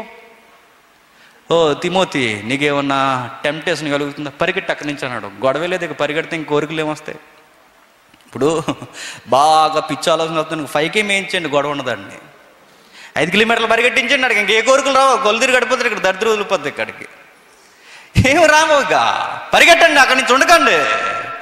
బిజీగా ఉండాలట మనిషి. ఖాళీగా ఉంటే ఏమవుద్ది? అయిపోతారు. ప్రభువు నాకేం చెబుతున్నాడంటే ఎదుటి వాడిని ఎప్పుడు నేను గౌరవిస్తానంటే కష్టం విలువ నాకు తెలిసి కష్టపడ్డ వారిని నేను ఏం చేస్తాను? గౌరవిస్తాను. బయటికి వెళ్ళినప్పుడు గౌరవిస్తాను, విశ్వాసులు ప్రేమిస్తాను, ప్రేమలో అభివృద్ధి పొందుతాను, ఎలుపుటి వారి వల్ల సాక్ష్యం పొందుతాను. ఎలుపుటి వారి వలన సాక్ష్యం పొందడం, మర్యాదగా ఉండడం అంటే మనకి మర్చిపోయే సంగతి ఏంటి చెప్పినా, మనం చదువుల్లో, మన ఉద్యోగాల్లో మనం వెళ్ళిన తర్వాత వాళ్ళు అడగకుండానే చెప్పేస్తాం మనం ఏమని సేవకులను తెలుసా, బ్రదర్ మేము సీనియర్ విశ్వాసం తెలుసా, అయ్యో మేము చర్చిలో మెయిన్ సింగర్ అని తెలుసా, అయ్యో అయ్యో అని చెప్పేస్తా. ఏంటన్నా నువ్వు చెప్పడం ఏంటి అయ్యా, నువ్వు చెప్పకూడదు. ఒకరోజు వాళ్ళు చెప్పాలి. ఎవరన్నా వస్తే, ఎవరన్నా వచ్చి పలానా జేమ్స్ ఇక్కడ ఉన్నాడండి, పలానా డిపార్ట్మెంట్లో పనిచేస్తాడు, చేస్తాడు, చాలా మర్యాదస్తుడు, చక్కగా ఉంటాడు, చాలా గౌరవిస్తాడు, మంచోడండి, పని చూసుకుని మళ్ళీ ఇంటికి వెళ్ళిపోతాడు, ఇక ఏమీ చేయడంటే ఆయన మా సేవకులని అప్పుడు చెప్పాలి. ఓహో అందుకా ఆయన అలా ఉంటాడు అని అప్పుడు చెప్పాలి మనకు సాక్ష్యం. అప్పుడు చెప్పరు, మనం ముందు చెప్పేస్తాం. నేను ఎవరినో తెలుసా, నేను ఎవరిని అనుకున్నాను, యూట్యూబ్లో చూడు నన్ను అంటాం గొడవ లేకుండా. నేను ఎవరినో తెలుసా, అదిగో చూడు, ఇదిగో చూడు. ఇది కాదు మనం చెప్పుకోవాల్సింది, మన గూర్చి బయట వారు చెప్పాలి. ఏంటంటే ఇతనికి మర్యాద, వాళ్ళ క్రైస్తవులా, మనం క్రైస్తవులని మన పనులు మనం చెప్పేసుకోకూడదు, మన ప్రవర్తన బట్టి బయట చెప్పాలి. అందుకేనండి వాళ్ళు అలా ఉంటున్నారు. క్రిస్మస్ వచ్చేంత వరకు తెలియకూడదు మనం క్రైస్తవులని కొన్ని కార్యక్రమాల్లో. అప్పుడు తెలియాలి, అందుకే అందుకు ప్రేమిస్తారు, అందుకే అట్లా ఉంటారు. నిజంగా వాళ్ళు చాలా మర్యాదస్తులండి. క్రైస్తవులు అని చెప్పుకుంటాం, వాళ్ళతో పాటు ఫస్ట్ షోకి మేము కూడా వచ్చేస్తాం. క్రైస్తవులు అని చెప్పుకుంటాం, వాళ్ళతో పాటు సంబరాలకు వెళ్ళిపోతాం. క్రైస్తవులు అని చెప్పుకుంటాం, ఆ రోజు అనుకుంటాం నువ్వేం క్రైస్తవుడు అనుకుంటాడు, ఎవరు మన కొలిక్ అనుకుంటాడు, నువ్వేం క్రైస్తవుడు రా, నువ్వేం క్రైస్తవుడు, నువ్వు కూడా చచ్చిపోతావా అని. సాక్ష్యం చెప్పుకుని చెడగొట్టుకోవడం కాదు, సాక్ష్యం చెప్పించుకొని నిలబెట్టుకోవాలి. అది సాక్ష్యం అంటే. ఇన్ని చెప్పి అప్పుడు అంటున్నాడు 5వ అధ్యాయం. ఇప్పుడు ముగించుకుందాం. 5వ అధ్యాయం 19వ వచనం. 5వ అధ్యాయం 19వ వచనం. ఆత్మను ఆర్పకుడి ప్రవచించుట యందు నిర్లక్ష్యం చేయకండి, సమస్తమును పరీక్షించి ప్రతి విధమైన కీడునకును దూరముగా ఉండి ప్రతి ఆత్మను ఆర్పకుడి అంటే పరిశుద్ధాత్ముడు ప్రతి ఒక్కరికి ఒక వరం ఇస్తాడు. కొందరికి బోధించే వరం ఇస్తాడు, కొందరికి పాడే వరం ఇస్తాడు, కొందరికి ప్రేమించే వరం ఇస్తాడు, కొందరికి పంచే వరం ఇస్తాడు, కొందరికి ఒక్కొక్కరికి ఒక్కొక్క వరం ఇస్తాడు. ఏదో ఒక వరం లేకుండా సంఘంలో ఎవరిని దేవుడు పెట్టడు. ఆ వరాన్ని ఆర్పకండి, నిర్లక్ష్యం చేయకండి. బోధిస్తున్నావా, డెవలప్ చేయి. ప్రేమిస్తున్నావు, ఇంకా డెవలప్ చేయి. పంచి పెడుతున్నావు, ఇంకా డెవలప్ చేయి. సేవ చేస్తున్నావు, ఇంకా ఎదుగు. పరిశుద్ధాత్ముడు ఇచ్చిన వరాన్ని నిర్లక్ష్యం చేయకు. ఎందుకు, మన ప్రభు ఎప్పుడు వచ్చేస్తాడో ఆయన రావడమో మనం పోవడమో, రెండిట్లో ఏది జరిగినా ఆత్మ ఇచ్చిన కార్యాన్ని మనం ఏం చేయకూడదు, నిర్లక్ష్యం చేయకూడదు. ఇప్పుడు సమాధానకర్తయగు దేవుడు మిమ్మును సంపూర్ణులుగా పరిశుద్ధపరచునుగాక. మీ ఆత్మయందు జీవమును శరీరమును మన ప్రభు అయిన యేసుక్రీస్తు రాకడ యందు నిందారహితులుగా సంపూర్ణులుగా ఉండునట్లు కాపాడునుగాక. నేను సంపూర్ణ అవ్వాలంటే అవలేను, నన్ను సంపూర్ణంగా చేసేది ఎవరు? దేవుడే అంటాడు. ఆయన దేవుడు మిమ్మల్ని మారుస్తాడు. మొట్టికాయలేసి మారుస్తాడో, లేదా పైకేసి కిందాడేస్తాడో, ఏదో ఒకటి చేస్తాడో. ఆయన మాత్రం నిన్ను వదలడో. ఏదోలా నిన్ను ఆ రోజు నిన్ను సంపూర్ణతలోనికి ఆయన నడిపిస్తాడు. ఎక్కడికి నడిపిస్తాడు? ప్రభు రాకడ వరకు నిన్ను నడిపిస్తాడు. ఆ రోజు ఆ జడ్జిమెంట్ డే నాడు నిందారహితుడిగా ఉండాలి. ఇన్ని సంవత్సరాల లెక్క కాదు, నీకు లాస్ట్ డే ఒకటి ఉంటుంది చూసారా, ఆయన రావడం ఒకటి ఉంటుంది చూసారా, ఆ రోజు లెక్క జమ చేస్తాడు. ఎస్, పేతురు ఒకరోజు అబద్ధం ఆడాడు, ఈరోజు చచ్చిపోయాడు. తమ్ముడు చెప్పినట్టుగా, సన్నీ చెప్పినట్టుగా మరలా మనం వస్తున్నాం చూసారా.